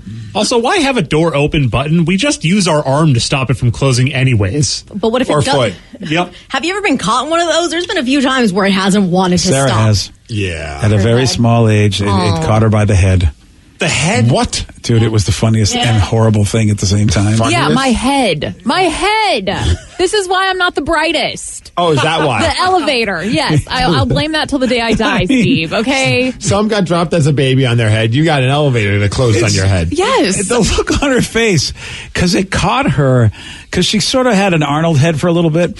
I got a big head. I still do. Hey Arnold. So Joey's walking out. I was thinking Arnold Schwarzenegger. Yeah, it's the Hey Arnold. Yeah. And, like the football head kid. You remember him? Mm-hmm. So we were walking out, and we were in Canada, Toronto, and we're walking out, and Sarah was just lagging behind. And so she was walking out. So most of her body was out of the elevator, but she had her head leaned back, sort of like those trucking Grateful Dead look, the stickers that they have. Yeah, like the little walking bear. Yeah, and so the elevator closed on her head, and she's like, ah! The look on her face and the weirdness of like her leaning as the elevator's got her by the head, and I'm like, Kathy, of course, is tripping out, which a good parent would. Did it open up on its own, or did you have to? I mean, by the time I got there, it did. But boy, oh boy, it was too late at that point. Okay, you did not rescue me, Father. I did not. It did its damage. You were elevator head kid. Dude, that's happened though before. Like certain elevators, some elevators, like you just kind of put your arm there, the sensors feel it or notice it and sense it, and it opens without even like touching. But there's been some, I don't know if it was our old work or maybe it was somewhere else, but I remember I put my arm in there and that thing fully closed, like how it's probably closed on like Sarah's head. I think that was our old work. Right. Yeah. And it eventually opened back up, but like it didn't have like a sensor. It was like there was like almost like a little like mini door inside the door that like would close in when like you depress it, and then it would open back up. That's how it would know. Oh, I'm about to chop your arm off. Yeah, I better open. But aggressively slammed on my arm. And I was like, that did not feel good. That's what Sarah had happen to her. And apparently it did not have a football head sensor to open. So she had a head wider than her shoulders then. I think that's impressive. The elevator helped fix it. Yeah. That's why she's got her head's a lot better now, because the elevator reshaped her head. So you said the last time I closed the door on someone's because I too farted in the elevator and I didn't want them in there. So it was kind of a courtesy. Yeah. Another person said I hit the elevator close button by mistake when I meant to hit the hold open button. Oh, sure you did. And then somebody also said a lot of the modern elevators, the button actually does not work due to ADA compliance. So then why do they have the button? To make you feel like you're doing something? As I said, it's modern elevators. So if it's a modern elevator, why would you put a button in there if you know it's not supposed to work? Just so you feel like you're doing something. Yeah, see, I don't like that. They're tricking the American public. Yeah, I had to hit a button. Yes, I need to hit something. And you're just sitting there slamming the button thinking you're doing something, and the elevator's like... I always roll my eyes like let's say like a group of people get into the elevator, like 6 or 7 of us, and we don't all know each other, and one guy like picks his floor, and then everyone's in it, and then he's just like aggressively hitting that closed door. But I'm like, dude, okay. The door's going to close. We don't need you like having to like constantly hit the button so that the door closes. Yeah, those folks, the people that are just, they got issues on elevators. That's the guy. It's like, I got problems and I need to close. It's like, wow, you really don't like elevators. I can write a short book about the stupidity on elevators. There you go. Like, there's just so many strange like behaviors, like the whole like, can you wait for people to get out of the elevator before you try to barrel yourself into an elevator like that? Oh, that's something they teach you. You should know that. Well, apparently somebody missed the class. A lot of people here. Yeah, I don't understand. It's like that's how it works. I always run into it on the trains down and SeaTac, when you're trying to get on the train going from the end gates to like the to the A gates and B gates, and you sit there and you go, and I'm seeing the train pull up, and I go, oh look, there's a bunch of people. and I'm about to get out, and they're not going to understand I can't get out when they're trying to get in. And obviously there'd be more room in the train for them if they'd let me out in the first place. It's just like, what is wrong with you idiots? And it seems it doesn't, and if you go to the international side, it's like it seems every country doesn't know this. And I'm like, how does every country not know this? I feel like you should teach this, but every country's just stupid, including us. Like, okay, it's not just an American problem. Everybody doesn't let you get off the damn friggin' train when the doors open. It's like, okay, this I thought maybe it was just us. Nope, it's everybody. The one at the plane is like, it's pure chaos. Like once it pulls up, okay, people are going to try and get on that train. It's not like the train's going to leave without you. Like, let the people off and first. Another one they literally go, another one's coming in 3 minutes. It's like, okay, it's 3 minutes. What do you got to do, buddy? What are you doing? You just wait the 3. Come on. But the more you don't have to wait. Like, you're going to get on it. Have you had the guy barrel down the escalator when he realizes the train is there? I love that guy. And all of a sudden, and I'm like, literally go, dude, you know what I'm doing? What? The same thing you're doing, trying to get to the train, and I see 3 minutes. It's going to be 3 minutes, so I'm not going to barrel down the escalator. Also, can you see it's relatively full? Another one's coming. And guess what? You and I are going to be first in line because everybody else is gone. No, I enjoy watching from being in the elevator and being in the train and seeing somebody running from the elevator because they're trying to catch it. And they're in my head, I start playing like the Mission Impossible theme and I'm watching it. And then they finally get there. And they just put their arm out and the door slams on it and opens back up. I almost want to just go, F yeah, you did it. But I was like, everyone else is like looking disgusted by. Oh yeah, I hate that guy. I'm fired up for that person. I'm like, look, Ethan Hunt, get the F on the next train, okay? I don't need you. Yeah, I see him more as like a Jason Bourne type of guy. There you go. All right, I don't know the Jason Bourne theme, so I can't help I don't either. That's why I went with Mission Impossible. If you guys want a fun elevator experience, though, stay on like the high floor in Las Vegas during checkout time on like a Sunday. Oh man, the last time for Sarah's wedding. People are hurting. I got into an elevator almost packed, full of East Coasters.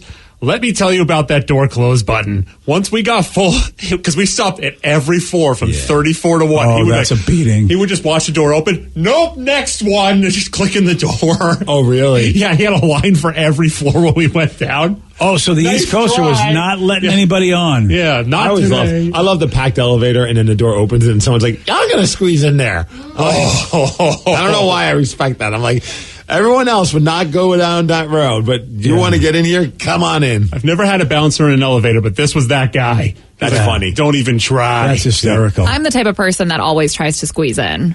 I'm always like, is there room for one more? Well, you're tiny, so, you can do that. But they still give me the look, like, no, but I guess so. The best is when someone does squeeze in, and then all of a sudden it makes that elevator, it's too heavy in here now sound.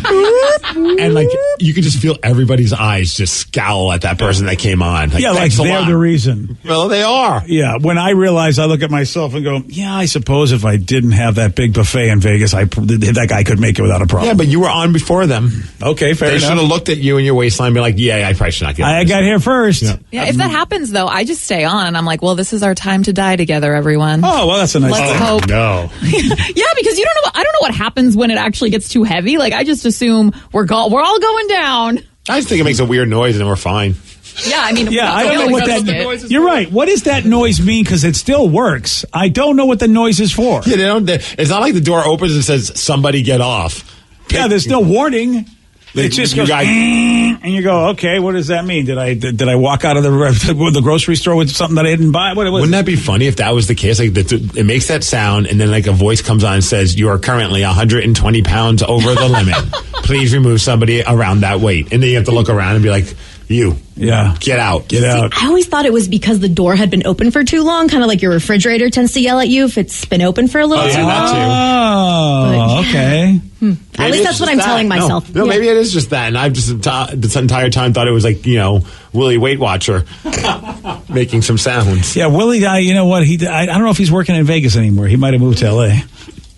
Yesterday, Steve, he did get this one right. What distant planet circles the sun every 84 years? That would be Uranus, Vicky. Yes. Yeah, but what? See, this is why you got to be careful with astronomy questions. If it's Uranus, he's going to always get it right. If it's not Uranus, chances are he'll never get it right. So it's a nice little, it's a nice balance. You want a shot at beating Steve? Okay, you got it. 206-803-ROCK. We're playing Beat Migs at 847 on the Rock. Today's podcast was brought to you by Travis Gagne, bankruptcy attorney. He's here right now and has agreed to answer more of your questions about bankruptcy. Here's a question from a listener. My house is currently in foreclosure. I've stopped making payments. What can I do to save my house? If you're already in foreclosure behind on your mortgage, you can stop the foreclosure by filing a bankruptcy. There's different types of bankruptcy.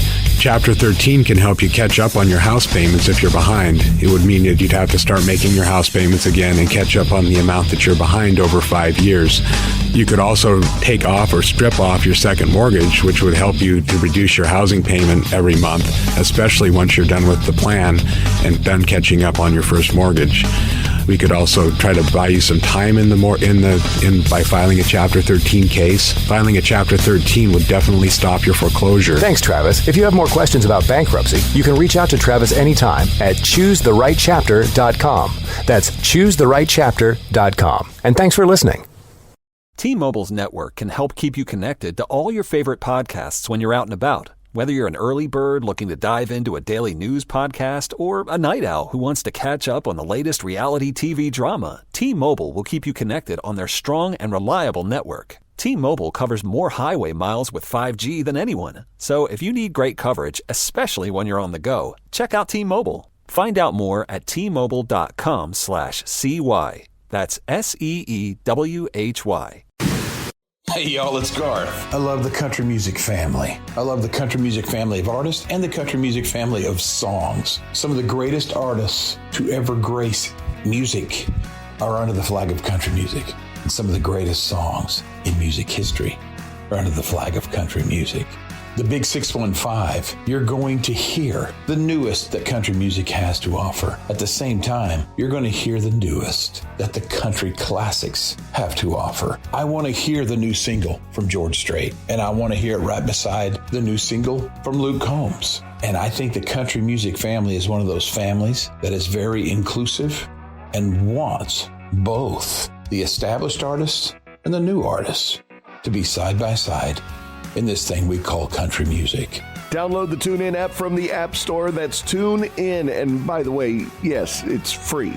You can also ask your device to play the Big 615 on TuneIn. Dealing with an accident and injury claim can be overwhelming. Let Phillips Law Firm fight for you. We understand the pain and suffering, and we're here to guide you through. Call 1-800-JUSTICE today for a free case review, or visit justiceforyou.com and let Phillips Law Firm help you on the road to recovery. Hey, this is BJ. Thanks for listening to our show's podcast. If you're a fan of all things geeky, you should check out my other podcast, BJ Shea's Geek Nation. We have new episodes every day, and you can check it out at bjgeeknation.com. Your home is going into foreclosure and you feel like a financial wreck. You don't know where to turn for accurate information. I'm bankruptcy attorney Travis Gagne. Let's talk about some legal options. If we work quickly, we can propose a plan to save your home, modify the loan, or in many cases even eliminate your second mortgage. The consultation is free. I've helped hundreds of people just like you make informed decisions about whether to save their home or exit it on a reasonable, organized timeline. The chapter you choose sets the tone for the next chapter of your life. Please contact me today at choosetherightchapter.com. That's choosetherightchapter.com. 99.9 KISW, the Rock of Seattle. We got our Loud and Local Band of the Week, PR for Monsters.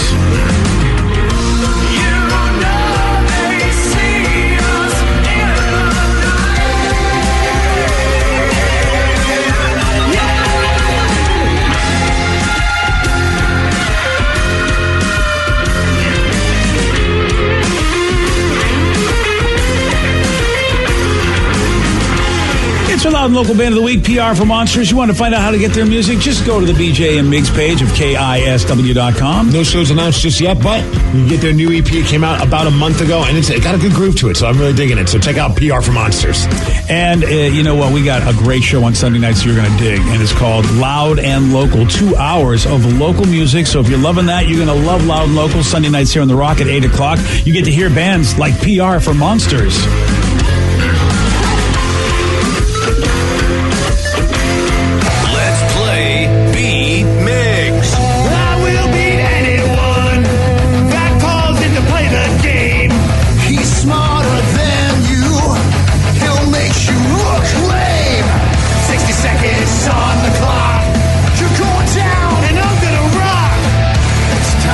Play the game, so everybody scream his name. Beat Migs.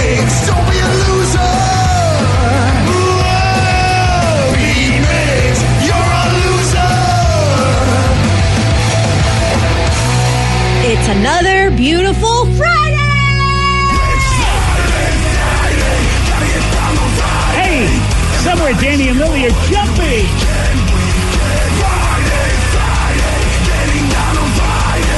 Everybody's looking forward to the weekend. Partying. Fun. Looking forward to the weekend. And not only are Danny and Lily jumping because it's Friday, but it's also because it's Lily's birthday! Happy birthday, Lily! The big 9. Oh my right? gosh! Yeah, she's 9. Gonna be double digits next year. She's a little lady. Oh, Okay. my heart. Sorry. Kids getting older just makes me feel Older. But like also they're so cute. Sorry, I'm in this weird kid mode lately. Yeah, you are. Ugh. All right, but You're in the mommy loving the kid mode. It's Joe. just how it is. Gonna have to help her make babies. Oh, yeah. I'm out. Yeah. Isn't that the agreement? I didn't agree to kids. I agreed to a marriage at 40. We're jumping the gun here. Fine. By the way, ladies, if you have kids, Joey will run. I'm just kidding. But no, happy birthday, Lily. We're all really excited for you, and hope you have a wonderful day. We do have a game to get to. We have David from Tacoma. David, are you there? Yes, ma'am. I'm ready. Are you underwater? Yeah, Sarah, did you hear that? Yes. I'm on my Bluetooth here. Let me get off it. Hold on a sec. I hear you just fine. He sounded way better when I talked to him, okay? Of course he did. Yeah, it definitely sounds just fine. You sound good, baby. Hello? David? Hi. How's it going, guys? That's how you sound normally. Okay. It's maybe not the phone. How you doing? Maybe it's not the phone at all. Maybe it's the... Hold on. Oh, my God. I don't think we can do this, can we? Oh, yeah, we can totally pull this off. I don't know what you're I feel like I don't... I mean, so you're on the regular phone right now, David? No. I'm on my cell phone. Dude, you have a horrible cell phone. That phone's rough. I think we got to go with our backup. Our Chrissy backup from is Oak Harbor. Chrissy, you there? Yes, I am. Now that sounds much better. That sounds like a person. Sorry, David. You got something's got Who cares? Love you, Chrissy. All right, Steve, get out of here. Goodbye. I'll see you later, everybody. I'm going to get out of here. For those playing at home, Chrissy has 60 seconds to answer 10 questions. You can pass all you want, but you do get only 3 guesses per question. Are you ready? I am. Let's do it. The ghost pepper is cultivated in what South Asian country? Taiwan, Thailand. Nope. I don't know. Pass. How many times has Britney Spears been married? Twice. No. 3 times. Yes. 4 times. Yep, you got it. What state is nicknamed the Mount Rushmore state?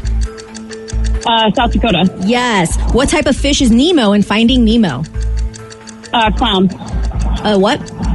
She said clown. Okay. She said clown. What is the common name for the third and final set of molars most people develop? Wisdom teeth. Yes. What NSYNC member went solo with the hit song Cry Me a River? Justin Timberlake. Correct. No. Which planet in the Milky Way is the hottest?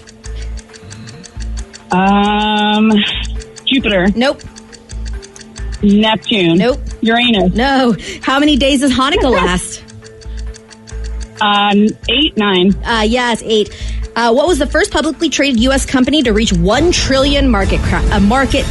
Hello. Not crap. Amazon? No. Oh. 1, 2, 3, 4, 5, 6. Correct. Okay, can you do that planet question again? Where'd it go? Which planet in the Milky Way is the hottest? In the entire galaxy, you're asking? Oh, man. Wow. Okay. In the Milky Way. Yeah, we got only a certain number of... No, we have a lot of planets in the Milky Way. Are you The Milky Way is just ours. There are multiple galaxies. Dude, I think you're missing it. I think there's a lot of planets in the galaxy. Okay, well, you look it up because I don't think that's right. Star Trek, okay? Star Trek is in the quadrants of the galaxy. The Alpha Quadrant, the Beta Quadrant, the Gamma Quadrant, and the Delta Quadrant. That's our entire galaxy. That's a big place. Okay, I don't think you're getting it. Okay, let's just move on. Maybe you can Google it. Okay. All right. Are you ready, Steve? Oh, yes! All righty. The ghost pepper is cultivated in what South Asian country? Ooh, I'm going to go Japan? No. Korea? No. Taiwan? No. Tokyo? No. How many times has Britney Spears been married? 3. Yes. Which state is nicknamed the Mount Rushmore state? I'm going to go Arizona. No. North Dakota. Yeah, oh no. South Dakota. Yes. What type of fish is Nemo in Finding Nemo? Puffer. No. You puffer. Crap. Tatum's going to be mad at me because I should know this. Goldfish. Nope. A filler fish. Nope. What is the common name for the third and final set of molars that most people Wisdom develop? teeth. Yep. What NSYNC member went solo with the hit song Cry Me a River? That'd be Justin Timberlake. Yes. Which planet in the Milky Way is the hottest? I'm going to go with Mars. Nope. Uranus. Nope. Jupiter. No. How many days does Hanukkah last? 11. 12. No. 8. Yes. What was the first publicly traded U.S. company to reach $1 trillion market cap? Microsoft. No. Amazon. No. 3, 4, 5 correct. 1, Okay. 2, 3, 4, 5 correct. That is a loss. Oh, well, good for you, Chrissy. Thank you. Holy moly. The rules lawyer in me is about to go insane, but let me do this first, all right? Oh, my God. I could be wrong. I will try to be open-minded. But I will end it with this. Did you mean to say which planet in our solar system is the hottest? You type in how many planets in the solar system, maybe. Let's see. You said Milky Way. The Milky Way is an entire galaxy. Now, we are a solar system within the Milky Way galaxy, but the Milky Way galaxy is freaking huge. I don't know. I didn't write that question. Oh, now, here we go. First, you're arguing with me, saying I do. You said you didn't think I even got it, and now you didn't even write the question. I am firing you from my life. Okay, bye. No, I'm just kidding. No, I actually got them confused, Milky Way with solar system. Okay, there you go. Fair enough. So I messed up on that one. All right, well, you in did that not case, hear that from me. is Venus the hottest? It is the hottest. Yeah, okay, there we go. Hey, Steve, congratulations. But you know what? Steve was following you. That's what kills me. It's like every time I think I know I'm right, Steve's like, he's guessing planets in the solar system. I'm like, oh, my God. But it's still the hottest in the solar system. Milky Way, so I was just trying to guess. No, I never said it was not the hottest in the solar system. I don't know if it's the hottest in the whole galaxy, and I don't even know how astronomers could even figure that out right now. I just started naming planets and hope for the best. I know that's how you do it. It is saying it is the hottest in the Milky Way, but maybe not in the universe. It's they know that Venus is the hottest planet in the Milky Way. They know that. My thing is Pluto became a planet, then it's not a planet, then it is a planet. So I don't really trust them now. Well, all right. But also don't trust me. Look, if you may be right, I don't know how they can know that it's the hottest planet in the entire freaking galaxy. They know, like scientists know more about our solar system than they do our ocean. So I mean, it's interesting. I know solar system. I'm saying galaxy. That's what I mean, like in space. I should say. I'm fairly certain Captain Planet is the hottest planet in the universe. I mean, you're not wrong. Captain Planet does look good in tights. Yeah, does anybody know where the ghost pepper is cultivated from? What South Asian country? I would be guessing, so I will just let you tell me. India. Oh, my God. I was going to say India, but I thought... Yeah, right. I did, but I thought, I don't think it comes from India. I can't... I did not know that they made the ghost pepper. I didn't either until the question. I mean, that is a South Asian... And I just found out that they're about to be the most populous country in the world, surpassing China. Like they're going to have more people than China, India. Wow. Yeah, it's about to happen. Ghost pepper, man. Get all about the ghost pepper in the sack. Yeah, baby. You missed Nemo being a clownfish. Clownfish, that's what it was. Oh, you are a disappointment to Tatum. I know. Yeah. Yep. And then, does anybody know what the first publicly traded U.S. company to reach $1 million? Or trillion, excuse me? $1 trillion. Publicly traded company. It's not Amazon, and it wasn't Microsoft. WWE. It's not Apple, is it? It is Apple. It is. Wow. Look, I believe it. What a story for Apple when you think of what they were. Yes. That's yeah, amazing. they were almost done. Dundee. People were just not, Dundee was, that's officially what they said on the stock exchange. Dundee, get him out of here. Nobody cared about Apple products. Yeah. And then the iPhone. And then really the iPod. Yeah. But the iPhone definitely was, the iPod was cool, but the iPhone just went next level. Yeah. Yeah. It is time for Listeners on the Loose, the hottest topic in the galaxy right here. I'm going to be bothered by that. High praise. I'm going to be bothered by that question the entire day. But you know what? That's me. But you know what you can do? You can change the topic. You don't have to feed into my neurosis. 206-803-ROCK. That is the number to call. That is the number to text. Talk about whatever you want to talk about. We got your calls. We got your texts. We'll take those at 9:17 on The Rock. BJ and Migs, mornings on The Rock, 99.9 KISW. 99.9 KISW, the Rock of Seattle. It's Listeners on the Loose, where you pick the topic, you guide the show. 206-803-ROCK. It doesn't matter what you want to talk about. That's the number to call. That's the number to text. 206-803-ROCK. Just remember, when you get through, follow Steve's rules. It's a simple rule, BJ. Show some energy and bring it. Otherwise, you shall be gone. And we're going to have to say goodbye to you. Goodbye, old friend. 206-803-ROCK. That's the number to call. That's the number to text. And Steve, it appears we have some brethren on the phone. What? Yeah, we have some radio folks from up in Canada calling us. Hell yeah. Robert and Silvio with 94.3 The Goat. What's up, guys? What's going on, guys? Hey, man, welcome to the show, and thanks for giving us a call. What can we do for you? Well, you see here, our Prince George Cougars in the WAHL are facing against your Seattle Thunderbirds. Oh, yeah, it's been quite a season for the T-Birds. Of course, we've all been, paying attention to the Kraken and forgetting the fact that the T-Birds have had a really good season. T-Birds have been killing it. Yeah, they've been having a great season, and it looks like your Cougars have also been pretty good, and now they got to face each other. Is this game one, Steve? Game one's tonight, right? Yeah. Yeah, game one tonight in your guys' town, and this is the first time our Cougars have made the second round in 16 years. Whoa. 2007. Congratulations, so it's really big news right now, and the Vancouver Canucks got kicked out of the playoffs, so this is really important to our province right now. Well, we called you because we want to make a little wager with you guys. Okay. Oh, all right. What do you want? I guess you want to wager on that it could be funny if we do it the other way around. Like, we wager on the fact that if our team loses, we get something, and if their team loses, they get a consolation prize. Yeah, sort of. I want to go. That's pretty smart. What we were thinking was whoever loses has to wear a used game jersey. So all day, one of your morning show hosts got to wear a used Cougars jersey. If we win, and if you guys win, we got to wear one of your guys' used jerseys. Okay, Steve. But who's getting the used jerseys? Are they used by us or by the players? They're used by the players. Yeah. How are you guys arranging that? Do we have to steal them? I'm in for this. we interview the voice that announces every morning. So we asked him, and he's like, "Of course, I can get you a jersey. I can sneak one for you." I feel like we could pull that off. You feel like we get well, literally, someone might have to pull that off. The guy will have to maybe you guys have to run down on the ice, throw a couple hands to get it first.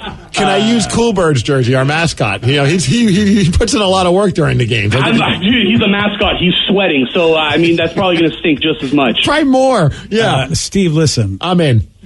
You are going to wear the jersey. I'll wear the jersey. Okay, because I'm not wearing no sweaty jersey. And I'm in for our side. Silvio will wear the jersey. Silvio, that's Steve. It's the guys with the S's. We're the ones that care. Yes, because you don't give an S. The S's are the important people on this station, eh? Right. I feel like, Silvio, do you play hockey?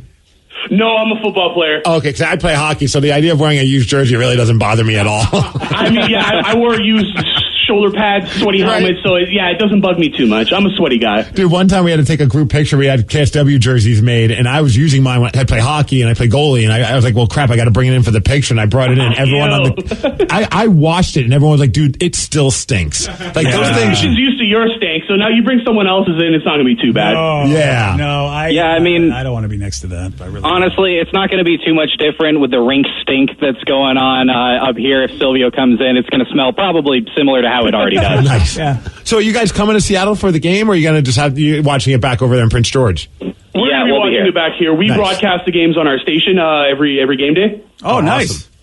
Yeah, so we're big Cougars fans. So that sounds awesome.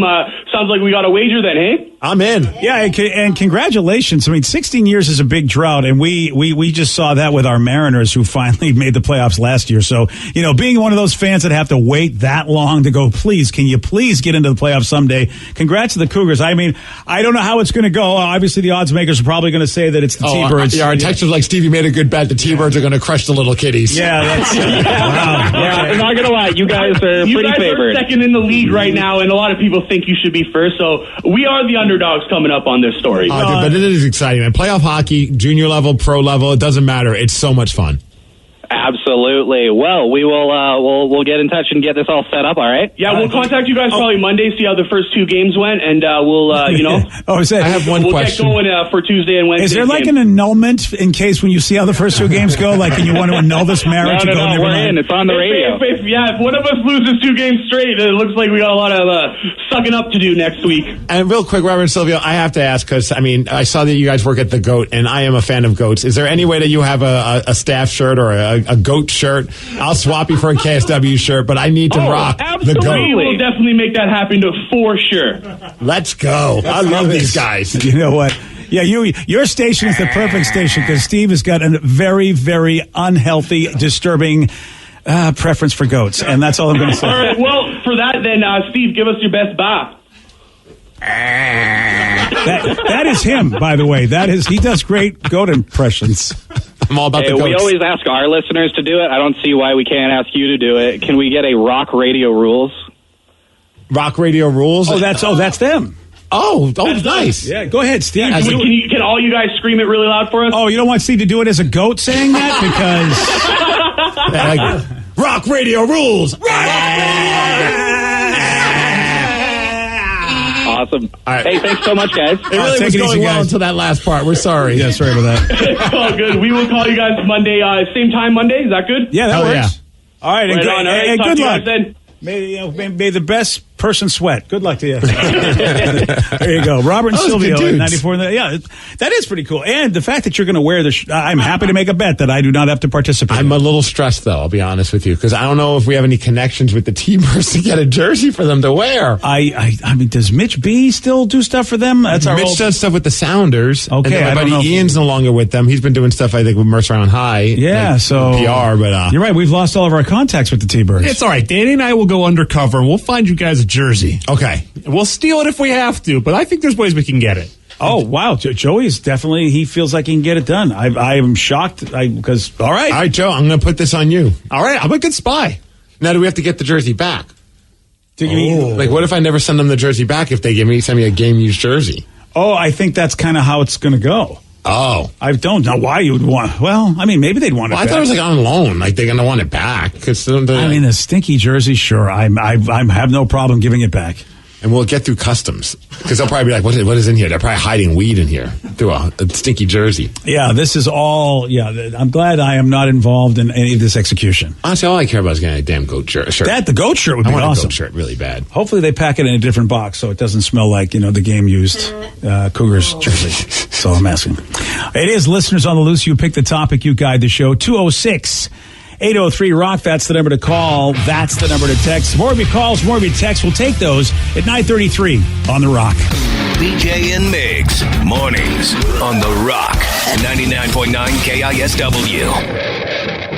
What you watch depends on what kind of mood you're in. Sometimes you're craving comedies like Friends or South Park, and sometimes you're more into dramas like HBO's Succession and House of the Dragon. There's also cooking shows like Chopped and Beat Bobby Flay, and even movies like The Lord of the Rings and Shazam! Fury of the Gods. Well, Max is the streaming destination that has the best of entertainment for whatever mood you're in anytime. And plans start at as little as $9.99 a month. Max, the one to watch. Subscription required. Visit Max.com. T-Mobile's network can help keep you connected to all your favorite podcasts when you're out and about. Whether you're an early bird looking to dive into a daily news podcast or a night owl who wants to catch up on the latest reality TV drama, T-Mobile will keep you connected on their strong and reliable network. T-Mobile covers more highway miles with 5G than anyone. So if you need great coverage, especially when you're on the go, check out T-Mobile. Find out more at T-Mobile.com/CY. That's SEEWHY.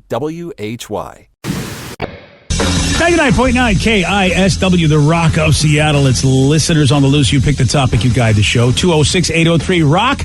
That's the number to call and text. Chad in Stanwood, you are on the Rock. Oh. Hey, good morning. Good morning, Chad. First of all, hey, it's BJ Shea. Who cares? Yeah. Well, I do. Oh, thanks, buddy. I do right now. As I was telling your call screener, I wanted to geek out about the new episode of Star Trek Picard. Oh, yes. Such a great episode. Yeah, the penultimate episode, Steve, of this. This is the series finale, and the second to last episode of the whole thing aired yesterday on Paramount Plus, and then next week is it. Then it's done. The whole For good? Supposedly, I mean, that's the way they're telling us that it is. That this is the last swan song of the Star Trek Next Generation cast for the most part. We'll see. And Chad, Joey Dees and I both watch it, and I like it a lot. Joey Dees, of course, he's a tough one to please because he was a kid when he watched Star Trek Next Gen. What did you think of it? This should just, yeah. Oh, what did I think of it? I mean, it was fantastic fan service, and I will tell you at any point you can absolutely wrote me in with nostalgia. It's everybody says, "Oh, it's fan service," and I'm like, "Yeah, I'm a fan. Service me." It is so true. Dude, you're right, man. I mean, that is exactly what it is.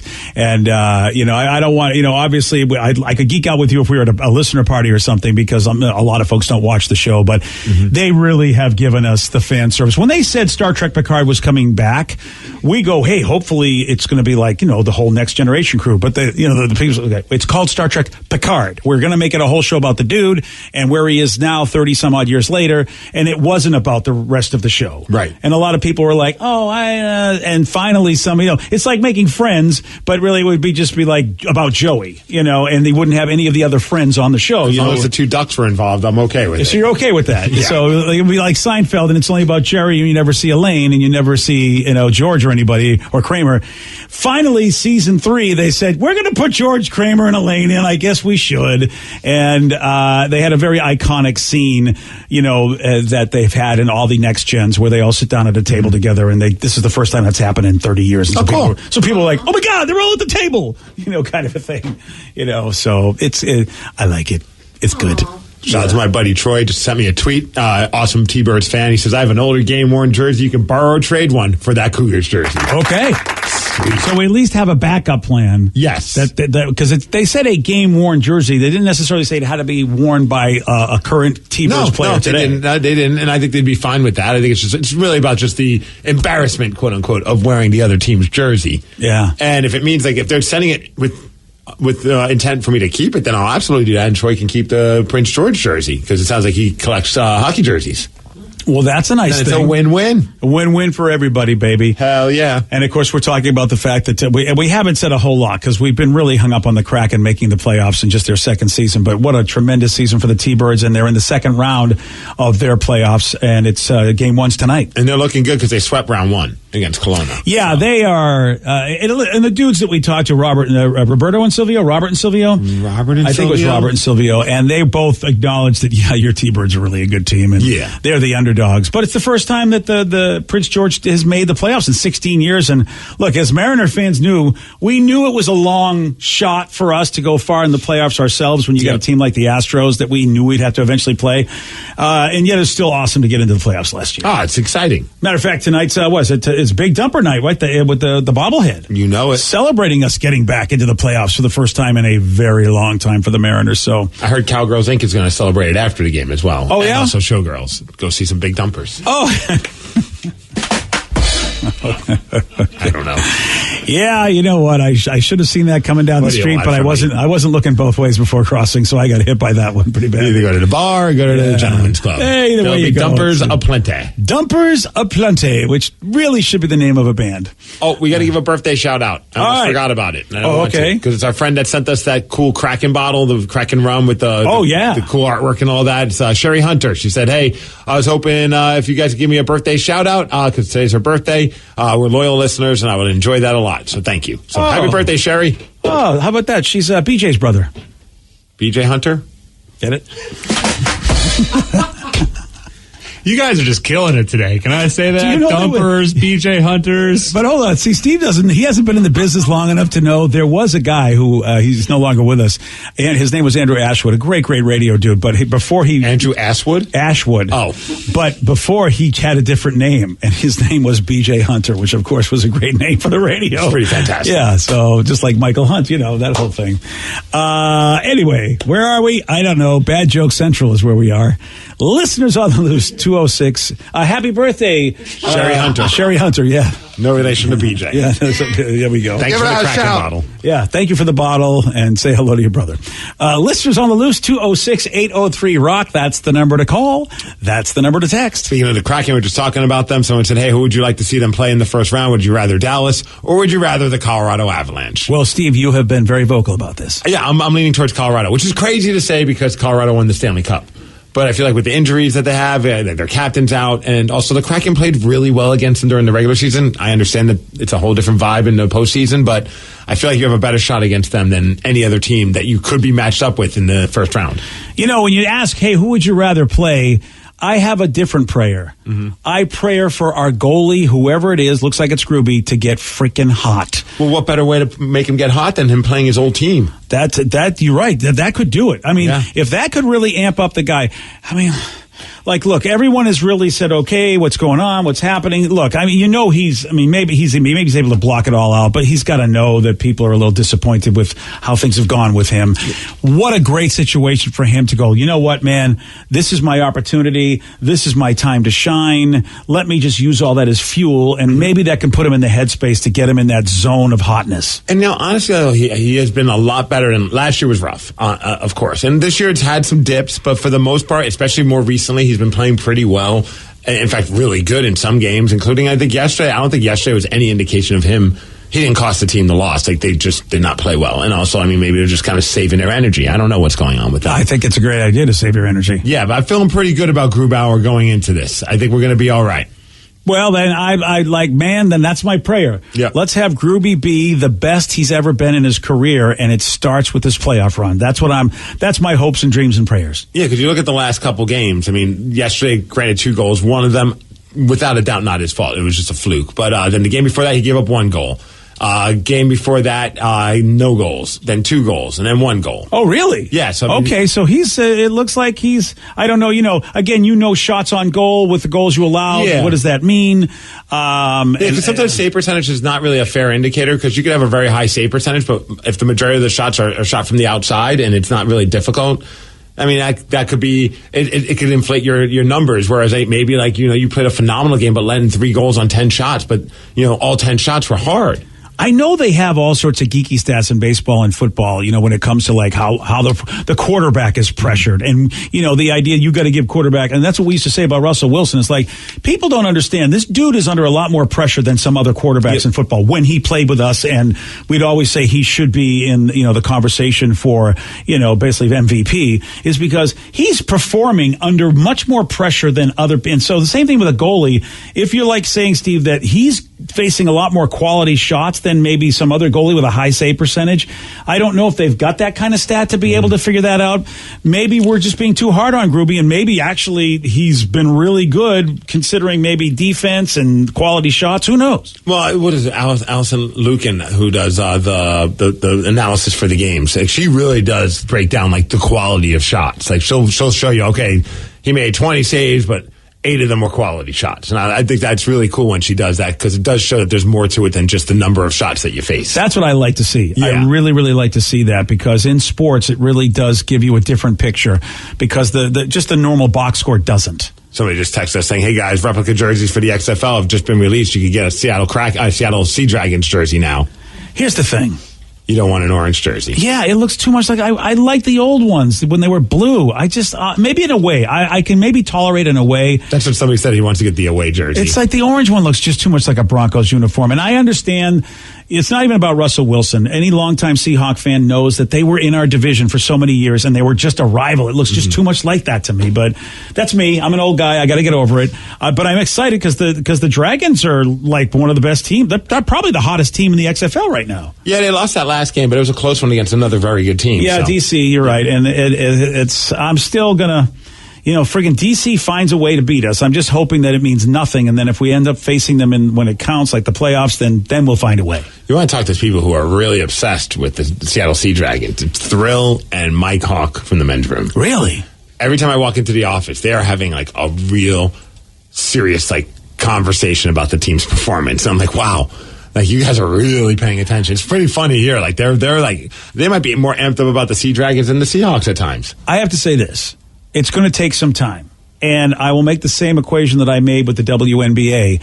It's going to take me time to look at what is not as good of a product in my mind yet. Mm-hmm. But now the WNBA and women's college basketball, they have ramped up the game where it is a really good game to watch. Right. And, it's tough when you watch some of those XFL games and you just go, whoa, they really aren't as good as the NFL players. Like, it just seems obvious to the naked eye. I do have one question about the replica jersey that they're selling. Okay. Because I noticed it's for all the teams. They're selling a replica jersey of the number 54. And on the nameplate, yeah, the nameplate is D. Johnson. You mean for The Rock? I think so. I think you can only get Dwayne The Rock Johnson No, jerseys. you can't. Yes, No. I'm not sure. I don't see anything saying that you could do anything else. Oh, they're going to make me buy a Dwayne Johnson replica jersey? That's what it looks like. Yeah, because I'm seeing this the one Orlando doesn't have- Guardians. the Guardians doesn't have a name on the back of it. See over there in that picture it does. Oh, it does. So maybe says D. Johnson. Maybe you could get the 23 for the 2023 season with no name, or that's what you could do. Or you got to get the D. Johnson jersey. So what is the 54? It has to represent something. I think for that might have been the number that he wore in college. I could be wrong. Okay, look. That is I know he's got a healthy ego. But this I found is out unhealthy. why 54. He mentioned in a video that the reason is because there are 53 players in football, but he was always the 54th player, the one who never made it. Okay, but again, you're not playing in the XFL. Right now, there's a guy named DiNucci that a lot of people here in Seattle seem to like. Yeah. Obviously Josh Gordon as well. And I feel like we don't want to get a number 54 D. Johnson. I know you do because you're as... Well, there's bad words I wanted to say. I would totally get it. Okay, I wouldn't buy it, but if someone bought it for me, I'd wear it. Okay. I don't think I would. If they bought it for me, I think I'd burn it. You mean if it showed up in the mail, like the XFL's like, I'd here, burn guys, it. thanks for your somewhat support of our Seattle Sea Dragons. Here's a Dwayne The Rock Johnson jersey. Even I would block out the nameplate, but now that I know that 54 has significance, it would remind me of him. No, I'd have to burn the whole jersey. I like 23 because, 23 is my wedding anniversary, so that's always a number that I'll say, okay, cool. 1923, you guys got married? We got married in 1923. Damn. Yeah, 23rd was the day. Oh, okay, my bad. Yeah, and, okay, this just has to be for display purposes. You must be able to get what you want. Right? Dude, I'm on the page. You click on it. This is for real? This is the XFL shop. And that's all you get is Dwayne Johnson? No, you get number 23. What kind of effing ego does this guy have that's all he's offering? A massive one. It's bad enough. As big as his arms. It's bad enough if that's what he shows on the screen. Like, here's an example of a jersey you can make. I'm like, all right, well, it's your league, sure. So it says Bobby Wagner's number 54, so that's cool. Yeah, it's cool. If you had to pick, you go 23 or 54, Joe. I'm so mad at Dwayne Johnson. I'm going 54 now. Right? I want a name on the back. Yeah. D. Johnson. I want to kick them out of town. Dwayne Johnson has made me hate my own team. He'd probably retweet the picture of me wearing it, too. I probably would. As long as I got a bottle of Terramana in my hand. Oh, you better have every product he sells and that jersey. He'll retweet it. You know why? Because you're both horse chugging the Terramana tequila while Joe's pouring one of the energy drinks over my head. Yeah, that's it. I love this. I'm sorry, but that is wow. That is pretty. That is a friggin' flex who is going to buy I respect the ego of that. Oh, I don't. That ego is out. That's why I think it's got to be a mistake, and they're just showing it as an example. But you're right. There's no other option. You're right.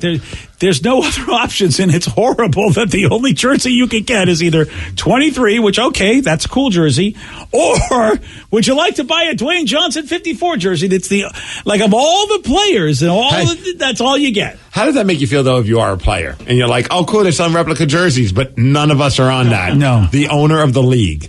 That's wrong. Who's the owner of the NFL? Was it Goodell? No, he's not he's not the owner. He's a commissioner. Well, is there an owner of the NFL? Well, I think they all own the NFL. That's the whole idea. Right, each team has their own. See, this is different where The Rock actually owns the whole league, which is weird. I don't think anybody owns the whole NFL. It's all the owners, and then they hire a front man who's supposed to be the commissioner, but he's just the whipping boy of all the owners of the NFL. Okay, so I guess it would be if the Seahawks were selling jerseys and they only had one jersey that was of a number, it would be number whatever 12, and then it has Jody Allen on the back. Yeah, if Jody Allen owned the entire NFL, yeah, that's what it would be. I feel crazy. It's nuts. That is taking ego to another level. You know who I think would do this is Jerry Jones. Jerry Jones is the only guy I think would have an ego big enough to go, you know what, we're selling Cowboys jersey with my number on them. That's all we're offering. I can't think of any other owner that's got that big of an ego. Wow.